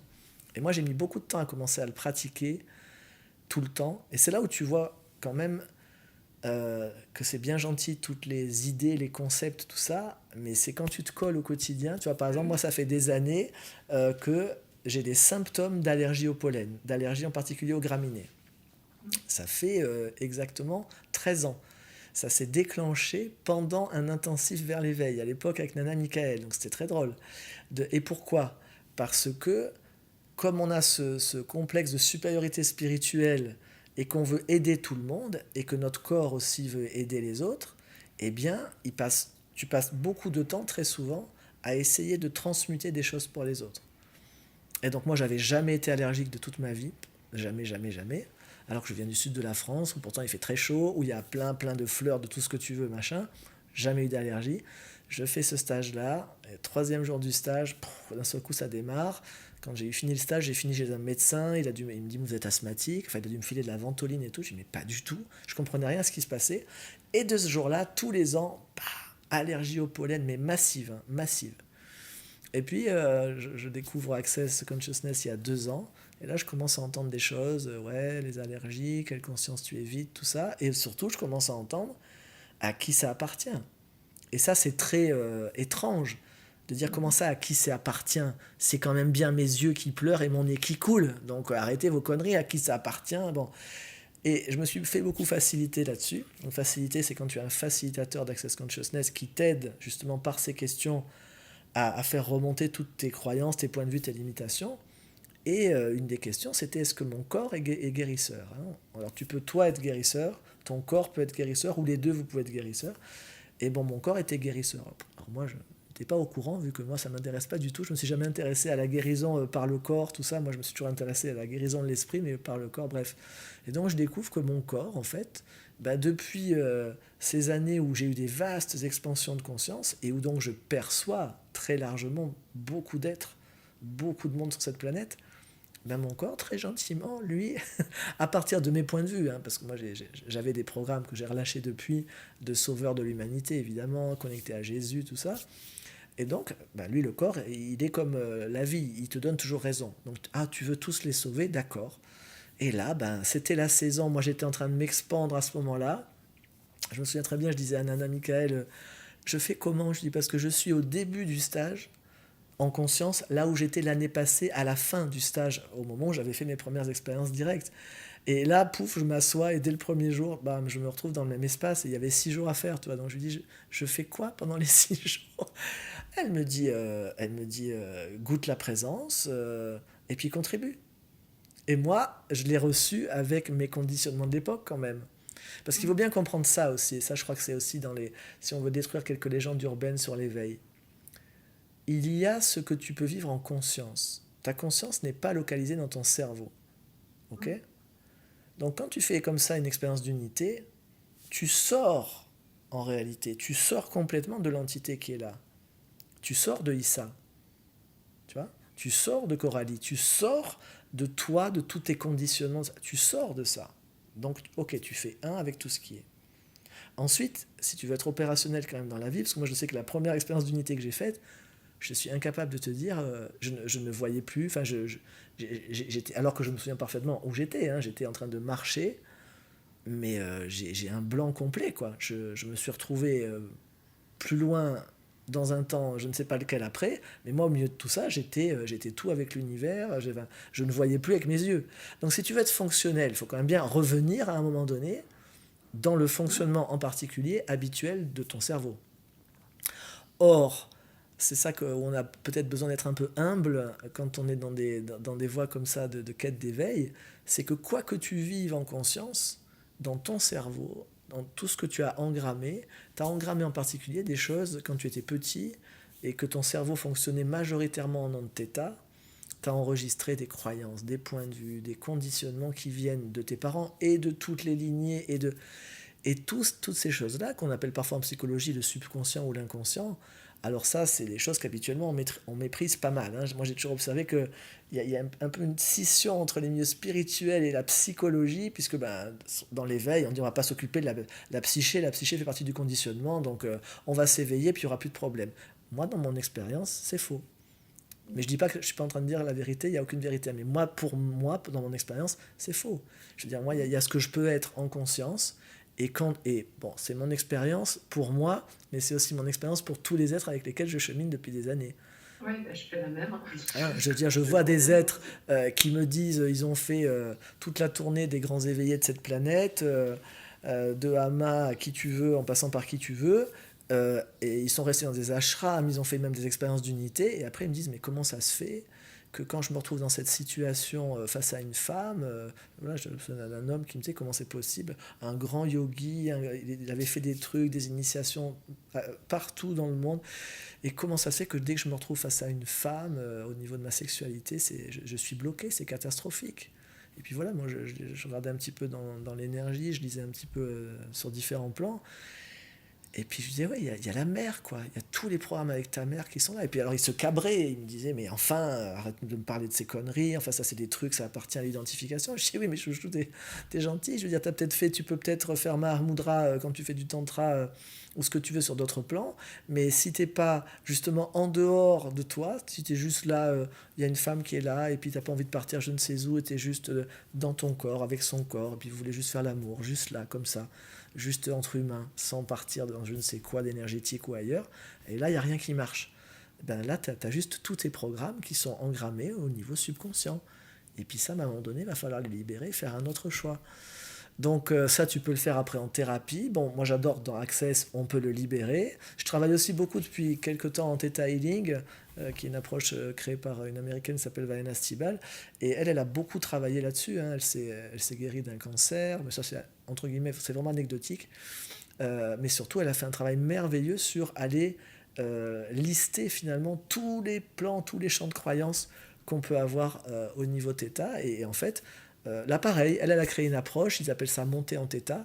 Bon, en fait, c'est petit mode d'emploi de comment tu te mets hors de ta conscience habituelle. Parce que qu'est-ce que c'est l'éveil? L'éveil, c'est tu es en onde θ avec les yeux ouverts. C'est aussi simple que ça. Hein. Habituellement, quand tu as Oui. les yeux ouverts, tu es en onde bêta ou en onde alpha. Onde alpha, tu commences à être OK. Après, quand tu tombes en onde θ et delta, tu es endormi. Hein. Donc, si on voulait le dire neurologiquement, purement au niveau du cerveau, l'éveil, c'est tu es en onde θ ou delta avec les yeux grands ouverts et tu es fonctionnel. Et dans cette approche, Theta Healing, ben, c'est une approche comme ça, pareil, très contemporaine, mais qui en même temps est complètement connectée, dans laquelle on parle du créateur de tout ce qui est, etc. Et où on va libérer les croyances, les conditionnements au niveau Theta, justement. Et Et comment tu cohabites? Parce que je connais aussi Theta Healing, je ne l'ai pas pratiqué moi directement, mais comment tu fonctionnes après dans le monde tel qu'il est aujourd'hui, dans le système avec des gens qui ont une autre conscience, quoi. C'est pas trop dur? Comment tu vas, t'es pas obligé de t'isoler pour pouvoir vivre un an. Tu sais, je crois que euh, la plus haute spiritualité, si on se fait une idée de la spiritualité et puis de ce que serait une haute spiritualité, pour moi, c'est justement celle qui te permet d'être complètement tranquille avec les autres? n'importe où, Ben quoi. justement. Ouais. Donc c'est Ramdas qui disait si tu te crois éveillé, passe un week-end chez tes parents. J'aimais beaucoup son bon sens, mais c'est ça, tu vois, je veux dire, et c'est ce que je me suis dit pendant des années, c'était, je me disais, mais à quoi ça sert tous ces trucs et tout? Et puis je retournais voir mon père qui était encore vivant à l'époque, et puis j'étais exaspéré en 5 secondes, et je savais, ou j'avais envie de le tuer, ou alors j'étais triste, enfin c'était, il n'y a rien qui allait.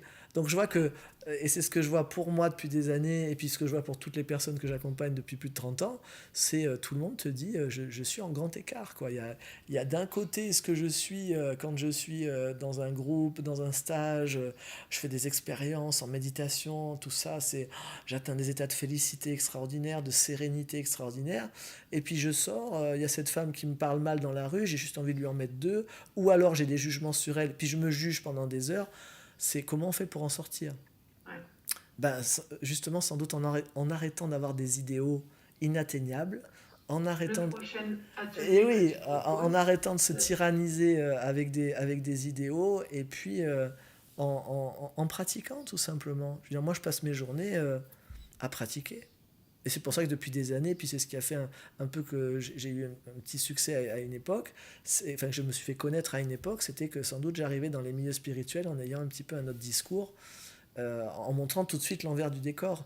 J'ai écouté une vidéo récemment de Haruna Lipschitz qui disait qu'elle avait eu une conversation avec Yvan Amar peu de temps avant qu'il meure, et elle lui avait demandé, Yvan, s'il y avait un livre que tu écrirais maintenant, ça serait lequel? Quel est le livre que tu regrettes de ne pas avoir écrit? Et il lui a répondu, le livre qui raconte les coulisses de l'éveil. Elle dit, c'est le livre qui manque. Il y a très peu ouais. de livres, alors en langue française, hein, je parle, parce qu'encore une fois, Jack Canfield a écrit vraiment magnifiquement là-dessus, Adia Shanti en parle, Jeff Foster en parle, mais je crois qu'il y a beaucoup d'idéalisation autour de tout ça. Et du coup, enfin, moi j'ai vu moi-même à l'époque, en 2014, quand vraiment je suis revenu vraiment dans du quotidien, dans ok, comment on fait fonctionner les choses et tout ça, et que j'avais cette impression de ouais, je l'avais, je l'ai plus, tu sais, d'éveil clignotant.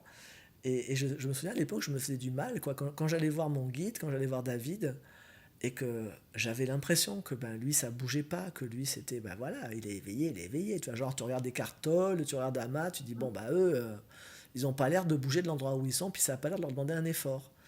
Et j'ai mis beaucoup et à l'époque je me faisais du mal, je me comparais à lui, et du coup après ben j'ai des fois où j'ai espacé les rencontres avec lui parce que je me chacalisais tellement, je me comparais tellement, je me jugeais tellement, mais sauf que moi j'en suis arrivé après à une conclusion qui est assez simple, c'est oui ok, il y en a quelques-uns pour lesquels ça fait ça. C'est-à-dire que pouf, ça s'est ouvert et leur manière de le réaliser ensuite, leur manière de l'intégrer pour eux, se fait sans qu'ils aient à nouveau à faire des choses qui leur coûtent, se fait sans qu'ils aient à revivre certaines choses qui sont peut-être pas joyeuses pour eux. Ok, bon, alors déjà, visiblement, il n'y en a pas énormément. Et dans tous les cas, si toi, tu as vécu des expériences d'unité et que tu vis des mouvements comme ça, c'est très visiblement que tu n'as pas choisi dans cette vie de te faire un paf qui reste. Donc maintenant, tu vas faire quoi? Tu vas continuer à pleurer jusqu'à la fin de tes jours. Je l'avais, je l'ai plus, je l'avais, je l'ai plus. Ou encore pire, si tu l'as pas encore eu, à être en mode oui, mais moi je l'ai jamais eu, mais alors qu'est-ce que. Hein. Tu vas continuer à chouiner comme ça jusqu'à la fin de tes jours, ou tu vas choisir de poser une action, bon sang. Donc moi j'ai choisi de poser une action. J'ai dit ok, moi j'ai vu ce que je cherchais finalement. Qu'est-ce qu'on cherche tous? Alors on appelle ça le bonheur, parce qu'on dit on cherche l'éveil, mais on n'en a rien à foutre de l'éveil, soyons très honnêtes. En fait, on a mis sous éveil le truc qu'on imagine comme la félicité absolue, la joie absolue, la paix absolue, la liberté absolue qui va durer éternellement. C'est tout. Je veux dire, maintenant, si on te dit tu as ça en mangeant des Smarties 8 fois par jour, tu vas manger des Smarties 8 fois par jour, tu n'en auras rien à foutre que ce soit l'éveil.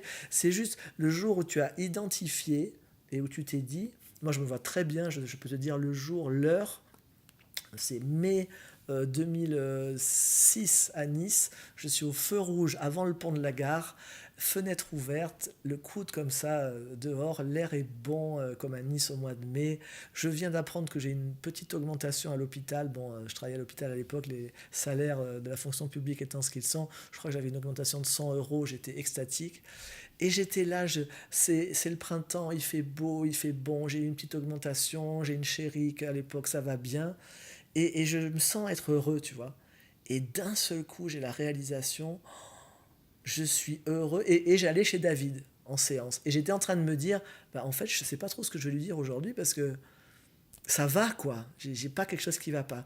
Et d'un seul coup, j'ai la réalisation, mon Dieu, tout ce qui fait que je suis heureux en cet instant est conditionné à quelque chose. Je suis heureux parce que je viens d'avoir 100 euros d'augmentation. Je suis heureux parce qu'il fait 25 degrés. Je suis heureux parce que avec ma chérie ça va.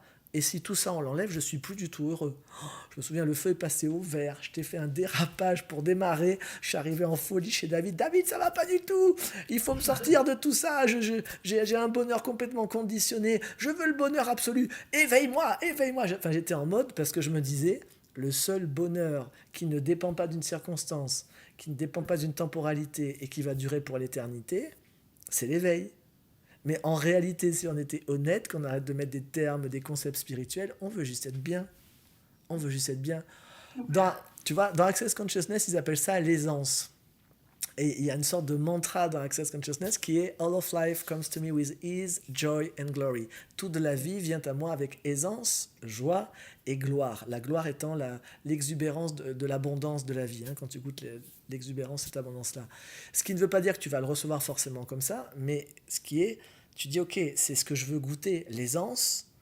L'aisance, que les choses. L'aisance, ça ne veut pas dire que tu as tout ce que tu veux, ça veut dire que tu as les moyens de vivre les choses que tu veux concrétiser, la joie, et puis la gloire, qui est cette exubérance que tu as quand tu es en train d'être connecté à l'abondance de la vie. Je veux dire, la vie est tellement abondante, elle est toujours en train de créer de nouvelles choses. Et en fait, on veut ça.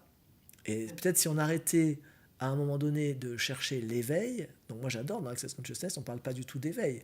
Mais par contre, tu entends le nom de la méthode Access Consciousness. On te donne accès à la conscience.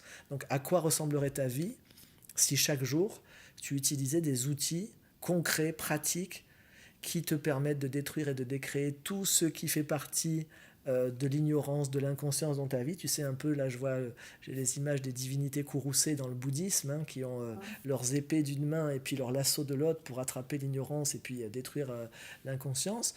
Euh, voilà. Et si au lieu de chercher un état, tu apprenais les outils qui te permettent de fonctionner comme le Bouddha, et celui qui agit comme Bouddha est Bouddha. Si tu agis comme un être infini, qu'est-ce que tu t'en as à faire de savoir si tu es ou pas un être infini, un être éveillé? Donc voilà, un peu... Mais c'est un nouveau monde parce que là, tout vole en éclats. Je veux dire, tous nos anciens repères d'éveil et de connaissance de soi, avec ce que tu viens de décrire avec Access Consciousness, c'est complètement... Ça obsolétise, ça ringardise tout. Alors écoute, On n'a plus besoin de tout ça. alors Maintenant, ouais, question... c'est pas mon Ouais. intention, hein, juste pour dire, parce que moi j'ai un infini respect pour toutes les pratiques, toutes les approches, toutes les voies et tous les choix surtout.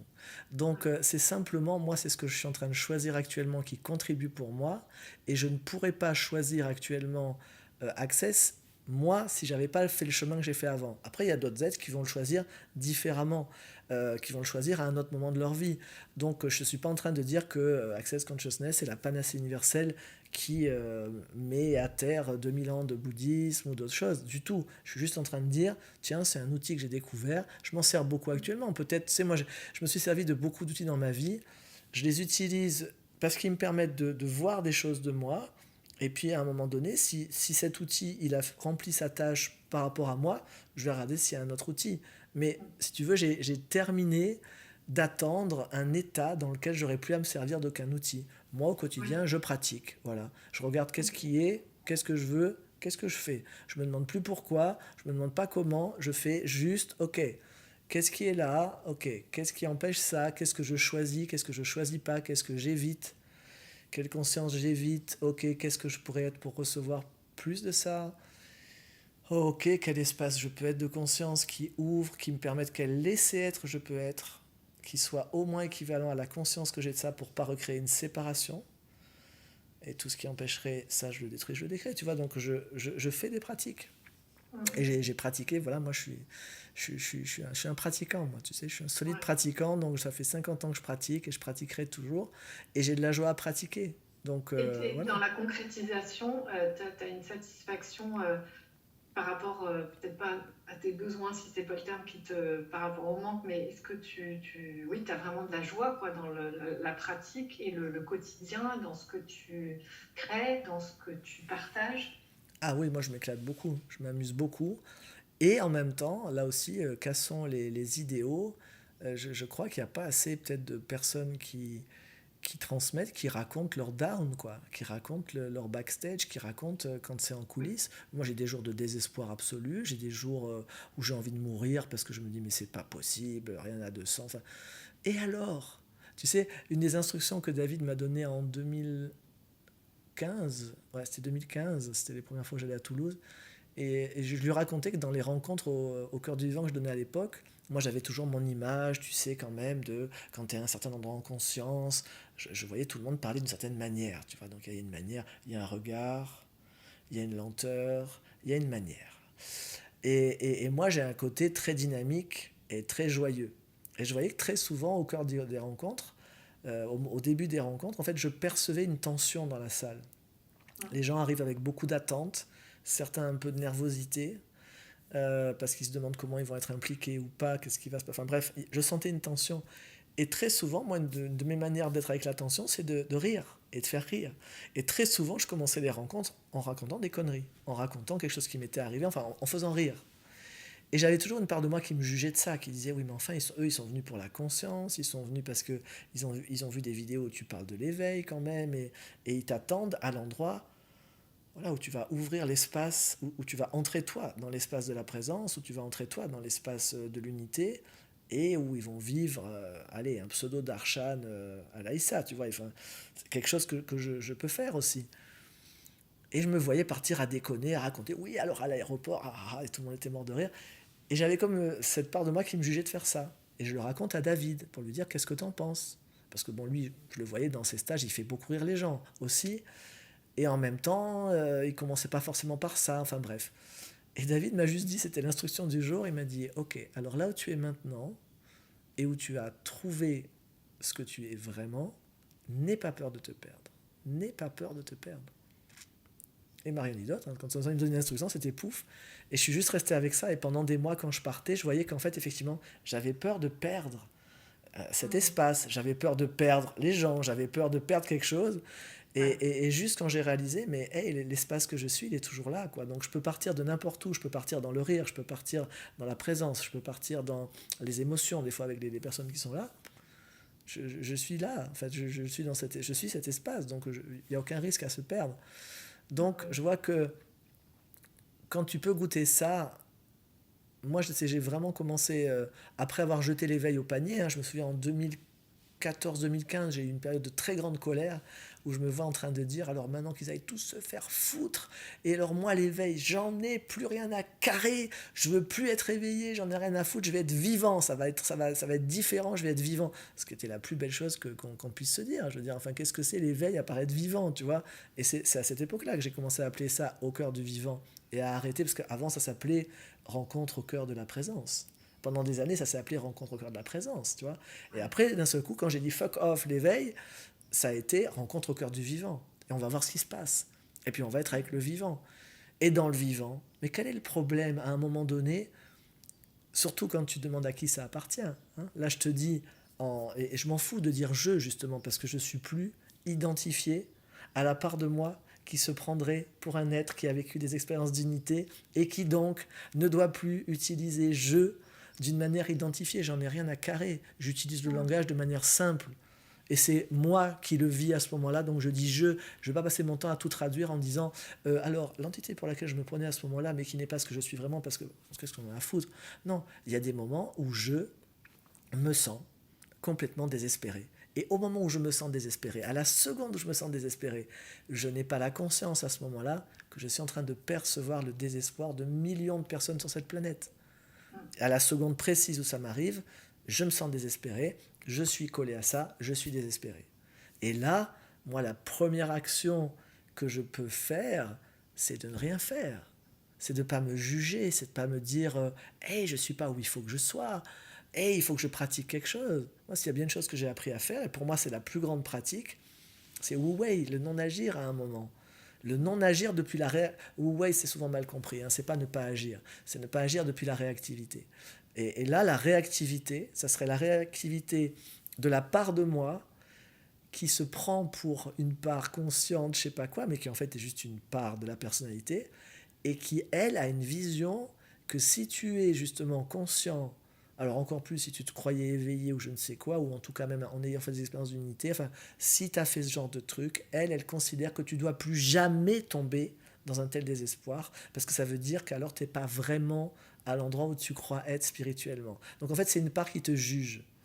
Et s'il y a vraiment une chose que j'ai appris, et où à un moment j'ai dit, ah ok, là vraiment, je suis à un endroit qui va mieux, c'est maintenant, c'est autorisé. La conscience accueille tout et ne juge rien. Donc je ne le juge plus, moi. Plus je deviens conscient, plus j'incarne la conscience que je suis, plus je la réalise, plus je l'actualise dans la matière, plus je l'actualise, plus, tout simplement, ok, il y a de la tristesse, il y a de la tristesse, il y a de la joie, il y a de la joie. Ensuite, quoi d'autre est possible? À un moment, je vais simplement dire, ok, et maintenant, qu'est-ce que je choisis? Mais je ne vais plus rester dans le mouvement de je ne devrais pas ressentir ça, je ne devrais pas choisir ça. Je veux dire, la métamorphose physique que j'ai faite depuis 2 ans, qui a été évidemment largement commentée par des personnes pseudo-spirituelles, je dis pseudo-spirituelles parce que c'était énorme de recevoir des jugements tellement énormes des milieux spirituels sur ça, c'était simplement ça, c'était quoi d'autre est possible, qu'est-ce qui est joyeux pour moi maintenant, ok, allez, hop, c'est cette forme-là qui est joyeuse, j'ai pas à la commenter, j'ai pas à l'expliquer, elle a aucune signification, connotation en amont, en aval, de tout ce que tu veux, c'est juste ma joie maintenant. Ça vous plaît, ça vous plaît, ça vous plaît pas, ça vous plaît pas, je vais même pas l'expliquer. Toi, tu as changé de robe, tu as changé d'habit, tu as changé de lunettes. Voilà, moi j'ai fait ça. Ok, ça va. Je suis le créateur de ma vie. Et je le fais avec légèreté. Et justement, j'aurais jamais pu faire ça avant parce que j'aurais eu des jugements spirituels sur moi. Et je les ai reçus de personnes qui sont encore en train de gravir leur propre montagne de l'éveil et qui te jugent parce que toi, tu es en train de redescendre de l'autre côté. J'avais fait une fois une vidéo là-dessus, hein, sur la montagne de l'éveil. C'est toujours très drôle, les personnes qui grimpent la montagne de l'éveil, de la montagne de la non-dualité. Et puis toi, ben, pouf, tu as vécu cette ouverture à l'unité, donc tu es en train de redescendre de l'autre côté, et tu es en train de redescendre dans le concret et de faire les choses. Et donc, tu n'en as plus rien à foutre de parler le langage, ceci ou cela, ou de démontrer quoi que ce soit. Mais tu as ceux, eux, qui sont en train de monter. Alors, eux, ils sont des intégristes. Alors, eux, ils ont des jugements très, très virulents. Ouais. Donc, tu sais, quand il n'y a plus d'humour, de toute façon. Quand il n'y a plus d'humour, il n'y a plus d'amour. Quand il n'y a plus d'humour, il n'y a que du jugement. Quand il n'y a plus Oui. d'humour, il n'y a pas de spiritualité. On n'oubliera pas quand même qu'en français, c'est tellement magnifique cette expression, quoi. En français, quand on dit de quelqu'un qu'il est spirituel, à la base, si tu es dans une soirée avec une coupe de champagne, avec ta plus belle robe, et tu rencontres une copine, et puis il y a un orateur qui est là, et tu vas taper ta coupe de champagne avec elle et lui dire, oh, qu'est-ce qu'il est spirituel? Parce qu'il est drôle, en fait. Je veux dire, en français, être spirituel, ça veut aussi dire avoir de l'humour. Je me suis Et posé cette question, pourquoi il n'y a tu pas, vois, enfin, parce il y a beaucoup presque de tristesse ou de, je sais pas, moi je capte quelque chose de vraiment pas drôle justement dans certains enseignements ou ouais. certains êtres qui transmettent là-dessus. Et en fin de compte, pour moi, l'humour, c'est l'addition de l'amour et de l'humilité, quoi. Mhm. Alors pourquoi est-ce que c'est pas plus léger déjà dans le texte, dans Alors ça, l'expression? c'est pas leur choix, apparemment. Je pense que c'est Non, mais il dû. faut s'autoriser à le faire. Et toi, ce que je vois, Ouais, c'est que dans toutes tes expérimentations, il y a quelque chose qui est transformé, il y a quelque chose qu'on peut ressentir dans ce que tu communiques, dans ce que tu es, ouais. Mais il y a dans quelque ta chose, tu sais, présence. ça, on revient à l'idéal, hein, dont on parlait tout à l'heure. C'est suivant l'idée que tu as de ce qu'est Dieu, de ce qu'est l'éveil, de ce que ça, tu vas choisir tes sources d'inspiration, tu vas choisir tes guides. Moi, mes guides, mon premier guide spirituel il y a 30 ans, et les mentors que j'avais eus avant celle qui a été mon premier guide spirituel, mais j'ai toujours pris des guides spirituels qui avaient autant d'humour et d'autodérision qu'ils avaient de conscience. Toujours. Donc mon premier guide, elle était infernale. Elle était infernale. Elle était capable de faire les trucs les plus... c'était quelqu'un en conscience qui avait, en plus, qui avait des pouvoirs. Quand on parle des pouvoirs vraiment en Inde, qu'ont certains maîtres et tout, elle avait des vrais pouvoirs dans la matière, tu vois. Elle avait des pouvoirs sur les éléments, elle avait des pouvoirs réels. Comme ça, pouf, de stopper la pluie. Moi, je l'ai vu ouvrir une rivière, enfin, pour qu'on marche à sec. Enfin, elle avait des vrais pouvoirs, sans parler de sa capacité à lire les êtres, à lire des timelines dans le futur. Enfin bon, des vrais pouvoirs. Et en même temps, aucun sérieux. Et moi, à l'époque, j'étais un parangon de vertu, j'étais complètement coincé, un balai dans le cul et tout. C'est pour moi la spiritualité, c'est sérieux, il faut que ça se voit, il faut que, tu vois, ça, tout l'ego quand il est tout resserré, contracté de partout. Et ça me désespérait parce que moi, si j'avais eu les pouvoirs qu'elle avait, mais j'aurais été Dark Vador, je veux dire, j'aurais fait un truc. Et elle, pas du tout. Elle était capable de te faire des miracles et la seconde d'après de dire bon, alors, qui veut de la soupe, tu vois, comme ça, avec l'accent du Sud, en plus qu'elle était du Sud. Et moi, j'étais là, mais enfin, mais ne demande pas qui veut. Enfin, tu vas pas servir la soupe en plus. Enfin, je sais pas. Enfin, ou des fois, elle faisait des conneries énormes juste après avoir transmis un enseignement incroyable. Toi, imagine Jésus qui dirait, je sais pas, il donne le sermon sur la montagne et juste derrière, il raconte une blague de cul, tu vois. Tu dis, ah non, attends, ah non, non, attends, ça va pas ensemble. Oh, oui, ça, tu as dit un gros mot, le nombre de gens dans les stages. Ça, on adore ce que vous faites, mais vous pourriez dire moins de gros mots? Ben non, non, pourquoi? Moi, j'ai un père marseillais, je suis désolé, au biberon, moi, les virgules, c'était putain, les points, c'était con, hein, dans toutes les phrases. Hein, donc, moi, je suis désolé, ça fait partie de... Voilà, et c'est une verve, pour moi, c'est pas grossier, c'est vivant. Donc, si ça vous plaît pas, ne revenez pas. Hein. Il y a des tas de gens qui font des stages en étant très polis. Mais moi, c'est ma manière de parler. Voilà. Donc, tu vois, je veux dire, rester avec ça. Donc, qu'est-ce que tu, qui tu, qu'est-ce que tu prends comme Dieu? Qu'est-ce que tu prends comme guide? C'est tout. Donc il y en a qui ont eu des guides sérieux. Moi, David n'est pas du tout un guide sérieux, je l'ai pris pour ça.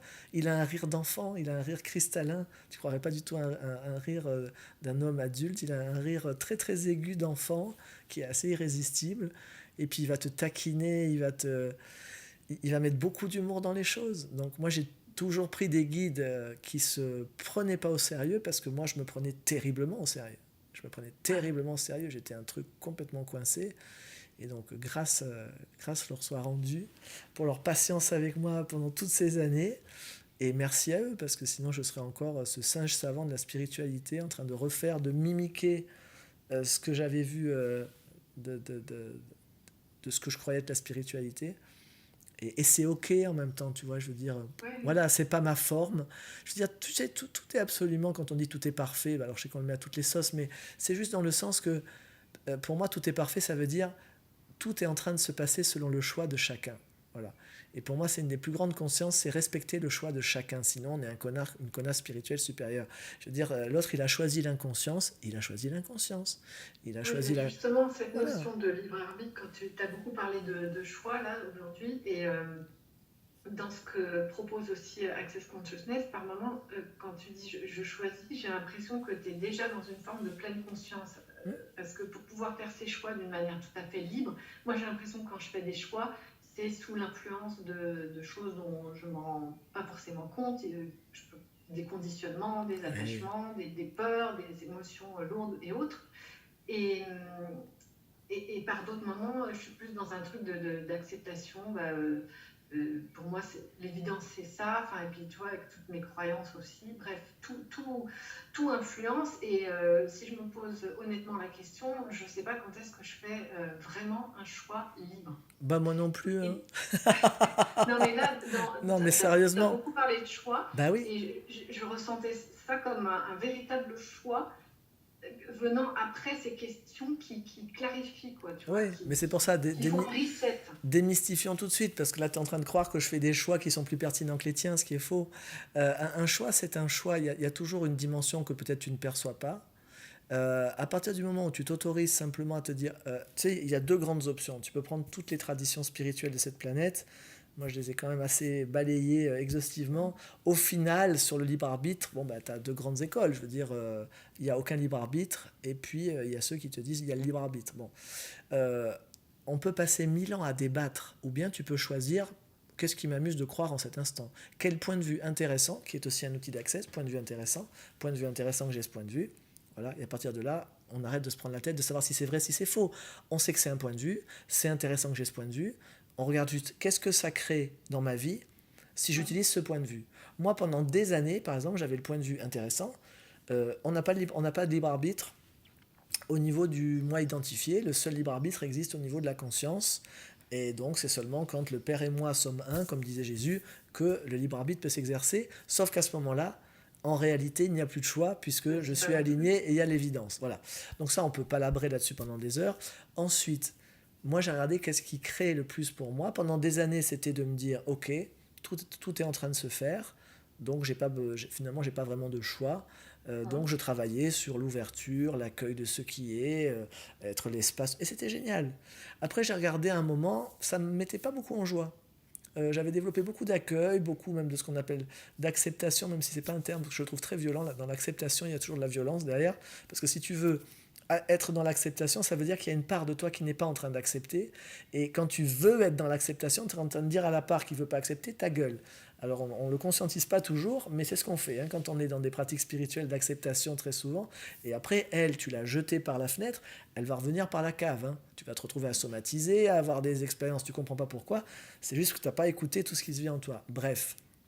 Donc, quand tu es avec cette histoire-là de libre arbitre ou pas, moi pendant des années, j'ai été du côté ok, il n'y en a pas, donc accueil, machin. Et puis là, avec Access, bon, dans Access, c'est le point de vue, tu es le créateur de ta réalité. Puis je dis, tiens, alors essayons. Et je regarde qu'est-ce que ça me fait beaucoup de joie. Bon, déjà, c'est super responsabilisant, mais pas dans le sens où peuvent l'être certaines pratiques, parce que tu as certaines pratiques dans certains milieu de développement personnel où quand tu commences à dire je crée ma réalité, quand il va t'arriver un problème, tu as toutes les copines qui sont dans la même branche que toi de développement personnel qui vont te dire oui mais alors qu'est-ce que tu n'as pas vu de ça, que si tu l'avais vu ça t'arriverait pas et tu as juste envie de leur en mettre deux, voilà, ou qui vont te faire du décodage biologique à 2 francs sur oh t'as mal au genou, le genou, il y a quelque chose et t'as envie de les tuer aussi, voilà, donc toutes ces choses là, bon dans Access c'est vraiment pas comme ça, il n'y a vraiment pas de jugement, donc c'est juste de dire ok, je suis en train de créer ma réalité, tout se passe selon mes choix. Et maintenant, si ce que je suis en train de choisir n'est pas une contribution pour moi, quoi d'autre est possible? Et tu choisis autre chose. Et tu n'as pas besoin de te juger pour choisir autre chose. Donc quand tu sors complètement du jugement et que tu es juste avec point de vue intéressant, tu dis ok, moi j'essaie, et toi moi je passe mes journées, je choisis. Là je viens d'acheter des clims pour la salle de stage où je suis, parce qu'en été il fait 30 degrés dans la salle, c'est pas possible. J'ai choisi ça, ça me semblait être ce qui convenait le mieux. Je viens d'aller les essayer avec l'installateur à 30 cm, enfin à 40 cm, on sent déjà plus le flux d'air froid. Bon, sur le moment, je suis dépité. Et je commence à me juger en disant mais putain, mais pourquoi j'ai pas été d'abord dans un magasin les essayer et puis voir machin et tout. Et après, j'ai ok, quoi d'autre est possible? quoi d'autre est possible? Comment ça peut devenir mieux que ça? Je demande tout de suite à l'installateur, c'est quoi votre politique, conditions générales de vente, on les laisse tourner, si ça va pas dans 2 heures, moi je vais vous dire, je les renvoie, et puis c'est tout. Et tu comprends? Je vois que sur le choix, on est très sensible sur l'histoire du choix, du libre arbitre, parce que là, on va dire, oui, ben là, à la limite, c'est simple, c'est un objet, tu peux le rendre.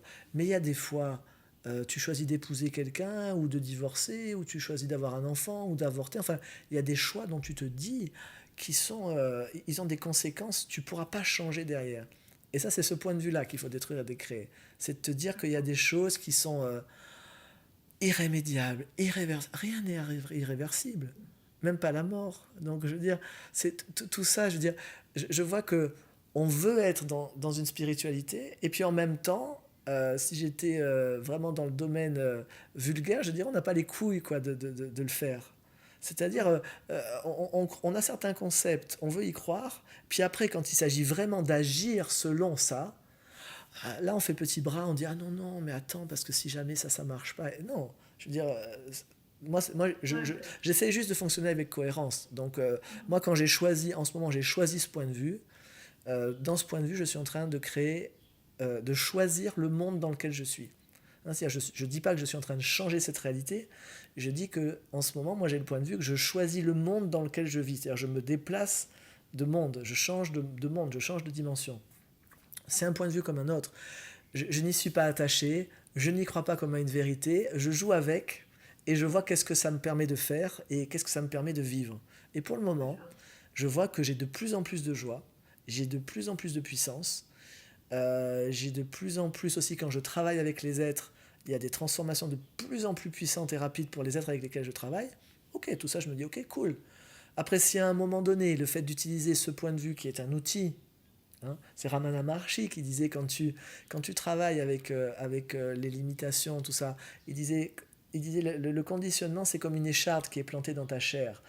Prends une autre écharde, c'est ce qu'on fait habituellement pour en enlever une autre, prends l'écharde de la conscience pour chasser l'écharde de l'inconscience et ensuite brûle les deux. J'adore. C'est-à-dire ne t'attache à aucun outil, même pas à ce que tu prends pour la conscience, tu vois. Donc moi, je sous-titre beaucoup sans arrêt tout ça pour pas que qui que ce soit croit que je suis en train de faire la pub d'Access Consciousness. Non, c'est mon outil du moment. Peut-être je le brûlerai dans 6 mois, mais par contre, je vais pas dire que c'est pas un bon outil. Je veux dire, c'est pas parce que c'est plus ton outil du moment que ça veut dire que c'est relatif. C'était un bon outil pour moi à un instant. Ben voilà, tu l'honores, tu t'en sers. Mais le fait de chercher sans arrêt où et comment on va faire le bon choix n'existe pas. Tu fais un choix, et juste si tu te souviens que tu peux changer de choix toutes les 10 secondes, et tu réessayes autre chose, et tu réessayes autre chose. Quoi d'autre est possible? Qu'est-ce que je peux être et faire pour devenir ce qui me permettrait de faire le choix qui soit le plus contributif pour moi? Qu'est-ce qui est requis que je perçoive, que je reçoive, que je sache, que je sois en cet instant pour faire le choix qui soit le plus contributif pour ce projet? Et tout ce qui m'empêche de recevoir ça, je le détruis, je le décrée, pouf, puis on voit un petit peu ce qui vient. Mais de toute façon, l'idéal, tu comprends, le rêve qu'on a derrière l'éveil, c'est une vie comme ça. C'est une vie où il n'y a plus où il n'y a plus ça. Tu sais, à l'époque, quand je travaillais à l'hôpital, au CHU de Nice, je travaillais à l'informatique et donc j'étais amené à aller souvent dans les services de soins pour faire différentes choses. Je travaillais au niveau de l'organisation et méthode, mais dans l'informatique. Donc j'allais souvent dans les services de soins. Et je me souviens le jour où je suis passé dans ce service de cardiologie et le bruit me saoulait parce que dans toutes les chambres, il y avait les moniteurs. Donc il y avait le bip, bip, bip comme ça. Et il y avait l'affichage. Et je me souviens de voir ce bip, bip. Et c'était vraiment. Et j'ai dit waouh, je dis la vie en fait c'est ça. Et pendant que je passe, d'un seul coup j'entends bip. Et il y avait quelqu'un qui venait de décéder. Donc ils essayaient de le réanimer. Mais au moment où je suis passé, en tout cas, son cœur était arrêté. Et d'un seul coup, je vois cette ligne, bip. Je dis, waouh, ça, c'est ce qu'on cherche habituellement. On voudrait une vie comme ça. On a cette image que si tout allait bien, moi je me vois, tu vois, à cette période de l'année, enfin là on est déjà en train de la dépasser, mais il y a 15 jours, il faisait quoi, 23, 24 degrés, tu sens pas l'air, il fait juste doux. Et moi j'ai un truc en moi qui dit, je veux que ça reste tout le temps comme ça. Je veux qu'il fasse tout le temps doux comme ça. Je sors de la maison, je passe ma main dans l'air, je sens pas l'air, je sais pas où finit ma main, où commence l'air. Tout est doux et je veux que ça reste comme ça. Et sauf qu'une semaine après, maintenant, ça démarre la canicule. Et puis dans 6 mois, je suis en Suisse, il fera -10, etc. Et ça, c'est bip, bip, bip, c'est la vie. Alors partout où tu crois et où les personnes qui vont regarder cette vidéo croient que le bonheur, c'est ça, et que l'éveil, être éveillé, ça nous amènerait à vivre la joie constante, la paix constante. Et que du coup, au quotidien, quand tu vis le vivant, c'est-à-dire bip, bip, bip, et qui fait que tu goûtes la joie, parce que bah, là, tu as eu un creux aussi des fois, et que là, tu te juges et que tu te dis que je ne suis pas arrivé, je ne suis pas éveillé ou je ne sais quoi, prends plutôt ton pouls, demande-toi, est-ce que je suis vivant? Tu vas Ouais. toujours pouvoir te répondre oui, et là, célèbre, dis yes, je suis vivant, cool. Je crois que je terminerai cet entretien avec une phrase que m'a dit David il y a des années, qui va très bien avec ça. Une époque où je me plaignais d'un énième creux. Il m'avait dit, mais Issa, tu sais, la vie, c'est comme un saut d'obstacle. Alors autant apprends à prendre plaisir à y jouer. Apprends à prendre plaisir quand tu rencontres un obstacle, à jouer avec. Ça m'avait pas emballé. Chanter sous la pluie. Ouais, ça m'avait pas emballé sur le moment. Et puis en même temps, bah, j'ai vu avec le temps, bah oui, oui, comme souvent, il avait raison. Bah oui, et des obstacles, il y en a. La tradition juive dit le sage tombe 7 fois, il se relève 8. Et Ouais. le proverbe ne dit pas le sage ne tombe jamais. Non, on te dit il se relève toujours une fois de plus qu'il est tombé. Voilà. Donc quel espace et quelle énergie nos consciences, nos corps et nous pourrions-nous être pour ne pas nous juger quand nous sommes en train de tomber et ne pas nous aimer davantage quand nous nous relevons, mais juste goûter la joie d'être vivant et suivre le mouvement du vivant. Moi, c'est en tout cas ce à quoi je m'invite quotidiennement. J'y arrive pas tous les jours. Et Est-ce bon, que tu ressens de la joie quand tu es en bas du cycle? ah ben non, quand je suis Que tu en bas, arrives. je suis triste. Quand je suis en bas, je suis déprimé. Quand je suis en bas, je me dis que tout ça, c'est des conneries et que en fait, je suis arrivé à rien. Je me raconte toutes les conneries qu'on se raconte. Et Oui, c'est alors avec Access Consciousness, par exemple, est-ce que tu as des outils? Parce que le principe de base, All of life comes to me with His joy and glory, quand tu es justement au fond du bac, Hum, eh ben, c'est là où tu vas te poser une question. À qui ça appartient, ce désespoir? Mais je le d'accord. répète, la première action qui pour moi est la plus avancée quelque part pour moi, je ne dis pas que c'est la plus avancée pour tout le monde, mais pour moi, l'action la plus avancée que je peux jamais poser, c'est au moment où ça ne va pas, de ne rien faire, juste Ah oui. dans l'instant où ça ne va pas. Est-ce que c'est possible que je reste un peu là, quoi? Est-ce que c'est possible que je ne me juge, que je ne sois pas dans la réactivité qui est en train de juger ce que je suis en train de vivre? La conscience accueille tout et ne juge rien. Ça ne veut pas dire que je vais y rester, mais je vois qu'il y a cette croyance très implantée que si je reste un instant dans le désespoir, dans je ne sais quoi, ou dans n'importe quoi, je vais y demeurer. Du coup, il y a des endroits, c'est devenu des lieux, on n'a plus le droit d'y aller. On doit pas être là, ça ne doit Oui, pas c'est ça. exister. On se l'interdit.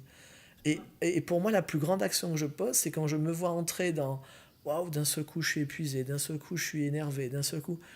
Et juste, je me souviens de ça, ok, le premier mouvement, le premier moment, c'est vis-le, juste vis-le. Et si tu pouvais le vivre pour 10 secondes, pour 20 secondes, pour 30 secondes, et tu vas constater que si tu arrives à t'arrêter à ce moment-là, le moment, ce truc où tu sens le désespoir. Moi j'ai vu l'autre jour, j'étais le soir dans mon lit, il me prend une douleur dans la jambe droite, je sais pas ce que c'était, mais un truc, mais insensé. Alors je commence à flipper parce que je sais pas ce que c'est. Je commence à bouger ma jambe frénétiquement pour essayer de bouger ce qui pouvait l'être. Et d'un seul coup, je sais pas d'où c'est arrivé, mais merci à ce qui était là et qui m'a soufflé ça, c'était arrête, arrête, arrête, arrête À de, te recoucher. arrête de croire que ça, tu peux pas le supporter. Arrête de croire dans Access, on appelle ça les beyonds, c'est les au-delà. Arrête de croire que ce que tu es en train de vivre, que l'intensité de ce que tu es en train de vivre, c'est au-delà de ce que tu pourrais supporter. Arrête de croire ça. Et maintenant, et si tu es l'être infini que tu es, et que tu restes là, qu'est-ce que ça va devenir ça? Et en fait, moi, plus je percevais ça d'un côté, et de l'autre, la douleur, mais ça s'intensifiait, c'était invraisemblable. Je sais pas ce que c'était que ce truc, mais c'était, je sais pas, genre, tu m'aurais mis, je sais pas, la jambe dans un four, ou j'en sais rien, enfin, ça faisait super mal. Et en même temps, j'ai dit, ok, d'accord, pouf, j'ai dit, ok, j'ai dit, quoi qu'il arrive, je demeure là. Quoi qu'il arrive, je vais demeurer là. Quoi qu'il arrive, je ne vais pas bouger. Et je me vois dire d'un seul coup, ok, je suis d'accord de souffrir toute l'intensité que ça va être, quelle qu'elle soit. Comment te dire, 3 minutes après, c'était passé, quoi. Parce que juste ce truc à un moment donné, et on trouve ça dans beaucoup de traditions, dans les noms au Japon, dans le Shinto de certains kami en particulier, qui sont les divinités. Amenomi Nakanushi no Kami, par exemple, c'est l'auguste divinité du centre de l'être et l'auguste kami immuable. C'est-à-dire, quoi qu'il arrive, il est immuable. Il ne va pas bouger, quoi. Ça, c'était un moment comme ça. C'était un moment, Amenomi Nakanushi, c'est tu bouges pas, tu restes là. Et si à ce moment-là, je m'étais dit, il faut que je fasse une pratique, il faut que je fasse je sais pas quoi, il faut que je fasse. Non, là, c'était juste ne fais rien. Et si j'étais d'accord de vivre la douleur, quoi. Et là, tu découvres, en fait, que ce que tu es est toujours plus. Et c'est drôle, pendant que je suis en train de te raconter ça, j'ai la douleur qui est en train de repasser. Non. Donc là, si, au pied. Ok, et à qui ça appartient? Ok, là, à un moment donné, tu vas poser des questions après. Je capte certaines douleurs de certains êtres. C'est des douleurs émotionnelles de personnes qui sont dans des situations où ils voudraient quitter une situation et en même temps ils se l'interdisent et ça les verrouille. Et bon, je capte ça, ok. Je capte ça dans mon corps, ok.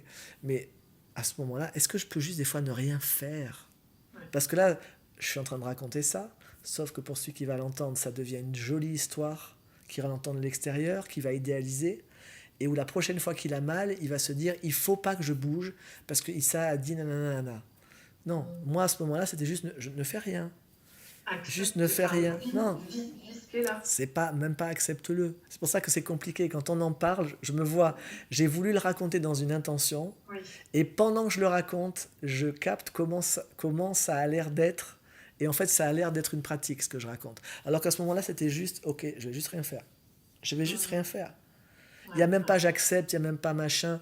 Et pourtant, je l'ai dit, hein, je m'entends le dire, j'ai dit j'accepte la souffrance. Mais c'était pas ça le sujet. Le sujet, c'était, et si on faisait rien des fois? C'est la plus grande pratique, c'est d'abord ne faire rien. Tu as mal, tu as mal. Tu souffres, tu souffres. T'es triste, t'es triste. T'es joyeux, t'es joyeux. Vis-le. La plus grande Fais-toi la pratique. paix et laisse Mais oui, vivre. sois vivant, t'es vivant. Commence par vivre ce qui est là. Ok, maintenant tu l'as vécu. Ok, maintenant, après, tu regardes à un moment donné, est-ce que je choisis de continuer à le vivre? Alors après, peut-être tu dis, non, maintenant j'ai. Peut-être ça continue à faire mal, peut-être pas. Bon, et là, par exemple, ça m'arrive des fois, pour aussi contrebalancer, pour éviter les idéalisations, des fois ça m'arrive ce genre de truc, je reste, et puis au bout de 10 minutes, j'ai toujours aussi mal, et bien je me lève et je prends un cachet, tu vois. Et la part qui dit, oui, mais alors tu peux pas transmuter ça dans la matière, et la spiritualité et accès, je dis, toi, fuck off. Là, j'ai mal, je choisis de prendre un cachet. Qui a dit qu'on ne pouvait pas se rendre la vie belle? Qui a dit qu'on devait tout régler par l'énergétique? Qui a dit qu'on devait tout régler par la conscience? Qui a dit ce qu'on doit faire? Donc à chaque moment où tu te retrouves en train de choisir ce que tu choisis, parce que tu te réfères à quelque chose que tu as entendu de quelqu'un et que tu en as fait ton idéal et ta loi, tout ça, est-ce que tu veux bien le détruire et le décréer? Ça va vraiment te donner davantage de liberté, de dire, ok, qu'est-ce que je choisis pour moi en ce moment? Et c'est juste ça, c'est moi la petite histoire que je raconte, c'est à ce moment-là, rester avec la douleur, c'était ce qui était cool pour moi. Et Ouais. peut-être qu'après, pendant 5 jours d'affilée, je vais avoir une douleur qui est 1000 fois moins, qui fait 1000 fois moins mal que ça, et je vais prendre un cachet tout de suite et rien essayer de faire. Mm. Et là où ça va être une super pratique spirituelle, c'est parce qu'en fait, que je fasse l'un ou que je fasse l'autre, je ne vais pas juger que c'est mieux d'être resté avec, que c'est moins bien d'avoir pris le cachet. Ça, c'est l'équanimité dans laquelle tu es quand tu es l'être infini que tu es. Tu ne te juges pas. Tu dis, ok, en ce moment, qu'est-ce qui contribue pour moi? Tiens, je reste. Tiens, je prends un cachet. Tiens, je fais rien. Tiens, je fais rien en prenant un cachet. Et Mais dans tu es tous les... libre de ton choix, tu le Mais fais. oui, tu sais, pour moi, la seule vraie liberté, c'est de ne pas te juger.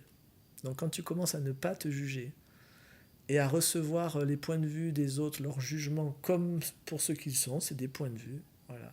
Ok. Bah On oui. est tellement conditionnés, je veux dire, c'est parce qu'en même temps, nos conditionnements, c'est ce qui nous donne notre structure au sens de nos repères. Mhm. Donc, c'est pour ça, je te disais tout à l'heure, que ce soit dans Access Consciousness ou le Theta Healing, comment tu vis un stage, etc., mais Il faut vraiment avoir les bonnes questions pour te les poser tout le temps et pratiquer tout le temps pour ne pas retomber dans ta structure de toujours, quoi. Mais là, tu es en train de chercher comment tu pourrais définitivement ne plus retomber.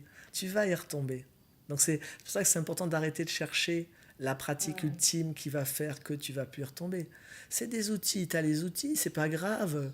Tu crèves, ce qui est important, c'est pas de pas crever ton pneu, c'est de savoir le changer. On s'en fout je veux dire, on s'en fout bien sûr. Oui, je préférerais, est-ce qu'il n'y aurait pas des pneus qui crèvent pas? Oui, ça existe. Mais bon, en même temps, moi cet été, j'ai des pneus qui sont comme maintenant où il n'y a plus les chambres à air, tout ça. Et j'ai pris un gros clou dedans. Bon, il a fallu quand même faire quelque chose. Bon, qu'est-ce qui est embêtant? C'est de prendre le clou? Non, ce qui serait embêtant, c'est de ne pas savoir quoi faire quand il y a ça. Et l'aisance, c'est ça. L'aisance, ça n'est pas qu'il n'y ait pas le clou. L'aisance, c'est quand il y a le clou, tu sais quoi faire pour que ça ne devienne pas un empêchement à ton mouvement de vie. Mais à partir du moment... À jouer, Oui, à vivre. oui, mais des fois tu vas pas jouer, des fois tu vas pas t'amuser. Tu vois, je démonte tout ce que tu dis, pas pour toi, pas contre, mais juste parce que je sais le mal qu'on se fait à tout de suite vouloir porter en valeur absolue tout. Et on veut que ce qui est prévu dans cet espace-temps pour être relatif, pour être éphémère, pour changer tout le temps, pour être impermanent, on veut en permanence parce que par ailleurs on perçoit qu'on est cet être absolu. On perçoit l'absolu, on perçoit l'éternité, on perçoit la toute-puissance, on perçoit la joie infinie, on perçoit la paix immuable. Mais ça, c'est quand on n'est pas ici. Quand tu es ici, tu peux goûter tout ça. Et à certains moments, ça va ressembler au goût que ça a quand tu n'as pas de corps. Et à certains moments, ça va avoir un autre goût. Et puis ça a un goût qui ne te plaît peut-être pas. Mais comme disait David, ça serait cool que tu commences à apprécier ce goût-là. Tu sais, c'est comme quand tu commences à manger bio. Alors que moi, pendant des années, j'ai mangé que des trucs chimiques. Le jour où j'ai commencé à manger bio, je dis mais putain, mais ça n'a pas de goût, quoi. On m'a servi une espèce de tourte végétale, je sais pas quoi. Je dis non, mais arrêtez les conneries. Je veux dire, donnez-moi des Mars et puis ça ira mieux. Je veux dire, c'est pas possible. Donc, je veux dire, il faut comprendre que il y a différents goûts dans la réalité. Si tu veux toujours avoir ici le goût que ça a là-bas, dans l'espace non manifesté, on va vraiment se pourrir la vie.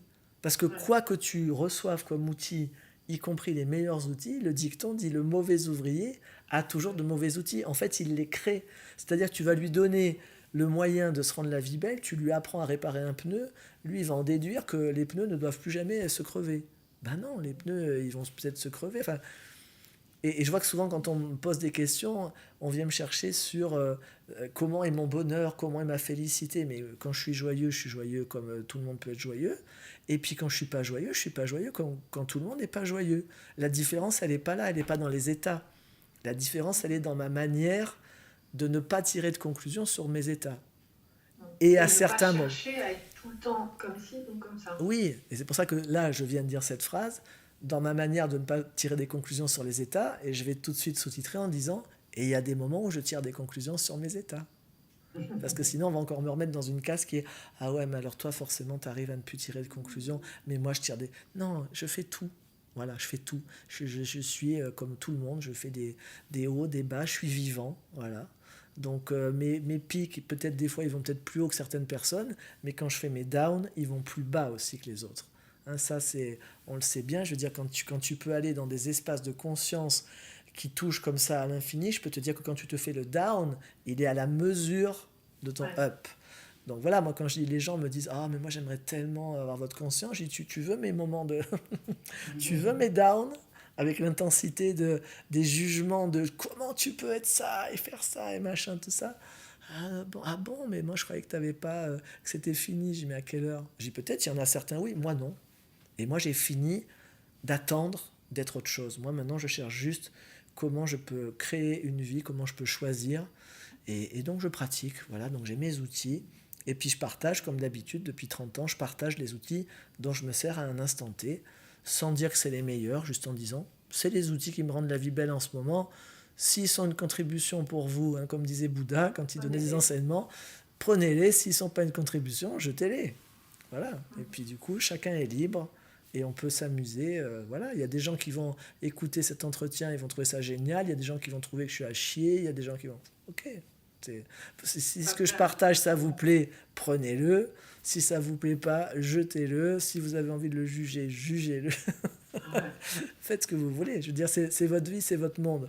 Après, juste posez-vous la question, quand vous jugez quelqu'un ou quelque chose, regardez juste quelle joie ça vous apporte. Et dans la durée, quelle joie ça vous apporte de juger. Parce que ça, quand même, j'ai quand même remarqué que le jugement nous donne une joie toute éphémère, tu sais, comme certaines substances que le corps apprécie pas particulièrement. Donc, sur le moment, il a un petit pic d'excitation. Tu sais, quand tu vois une pique à quelqu'un, tu es soulagé sur le moment, mais regarde derrière ce que ça te fait, quoi. Le jugement, c'est pas quelque chose dans l'énergie qui nous rend vraiment la vie belle. Donc voilà, moi, c'est pas quelque chose que j'aime beaucoup pratiquer, en tout cas. Vers les autres, vers moi, ils arrivent, donc je les traduis après, mais vers les autres, ouais, regardez les amis, surtout sur Internet de nos jours où on a la plume facile pour envoyer de l'acide vers les Ouais. êtres parce que ben, on sait qu'on est tranquille chez soi derrière son écran et puis personne ne peut rien nous faire. Mais ayez conscience aussi que quand vous envoyez ça, énergétiquement, tu te prends des trucs derrière qui sont des fois. Voilà. Donc moi, ça ne me dérange pas, mais regardez pour vous qu'est-ce que ça fait. Et puis choisissez ce qui crée le plus pour vous surtout et amusez-vous. En tout Ouais. cas, merci Coralie pour ce temps ensemble, Bah, c'était le kiff. merci pour ta spontanéité, ton authenticité et ta liberté d'être, parce que ça fait vraiment du bien. Et puis, ta façon d'être, moi je te vois comme un chirurgien au laser, là, sur toutes les illusions et ça m'a beaucoup parlé, les clés, la clé que tu partages sur la tyrannie des idéaux, parce que Mhm. je vois à quel point je peux être enlisée là-dedans et ça me donne envie d'en d'en savoir plus. Et donc ça, c'est un atelier que tu proposes prochainement. C'est un portail de libération que Un je donne en portail. live, donc c'est sur internet, hein, c'est sur Zoom. Je le fais pour le solstice d'été, ce sera pour le 21 juin, le soir du 21 juin à 20 h. Et puis bah, pour les personnes qui peuvent pas y assister en direct ou qui verraient cette vidéo après le 21 juin, ce sera disponible en module portail. Tu peux l'acquérir à partir de mon site au cœur du vivant, toutattaché.com. Et pour ceux qui participent au portail en direct, ils peuvent communiquer avec toi au Ah bah travers oui, d'un ouais, bien chat sûr. ou au Ouais, ouais, travers. Oui, oui, oui, on d'accord. peut communiquer à travers le chat. Des fois, ça arrive. Bon, il y a souvent beaucoup de monde, donc des fois, je prends pas forcément en direct caméra, parce que des fois, le temps que tu règles la caméra, le son, tout ça. Mais oui, oui, j'interagis avec le chat, et puis ben, je lis de toute façon les énergies en direct des personnes qui sont là, quoi. Donc, je sens qu'il va être puissant celui-là, parce que les idéaux, Oui, c'est un sujet.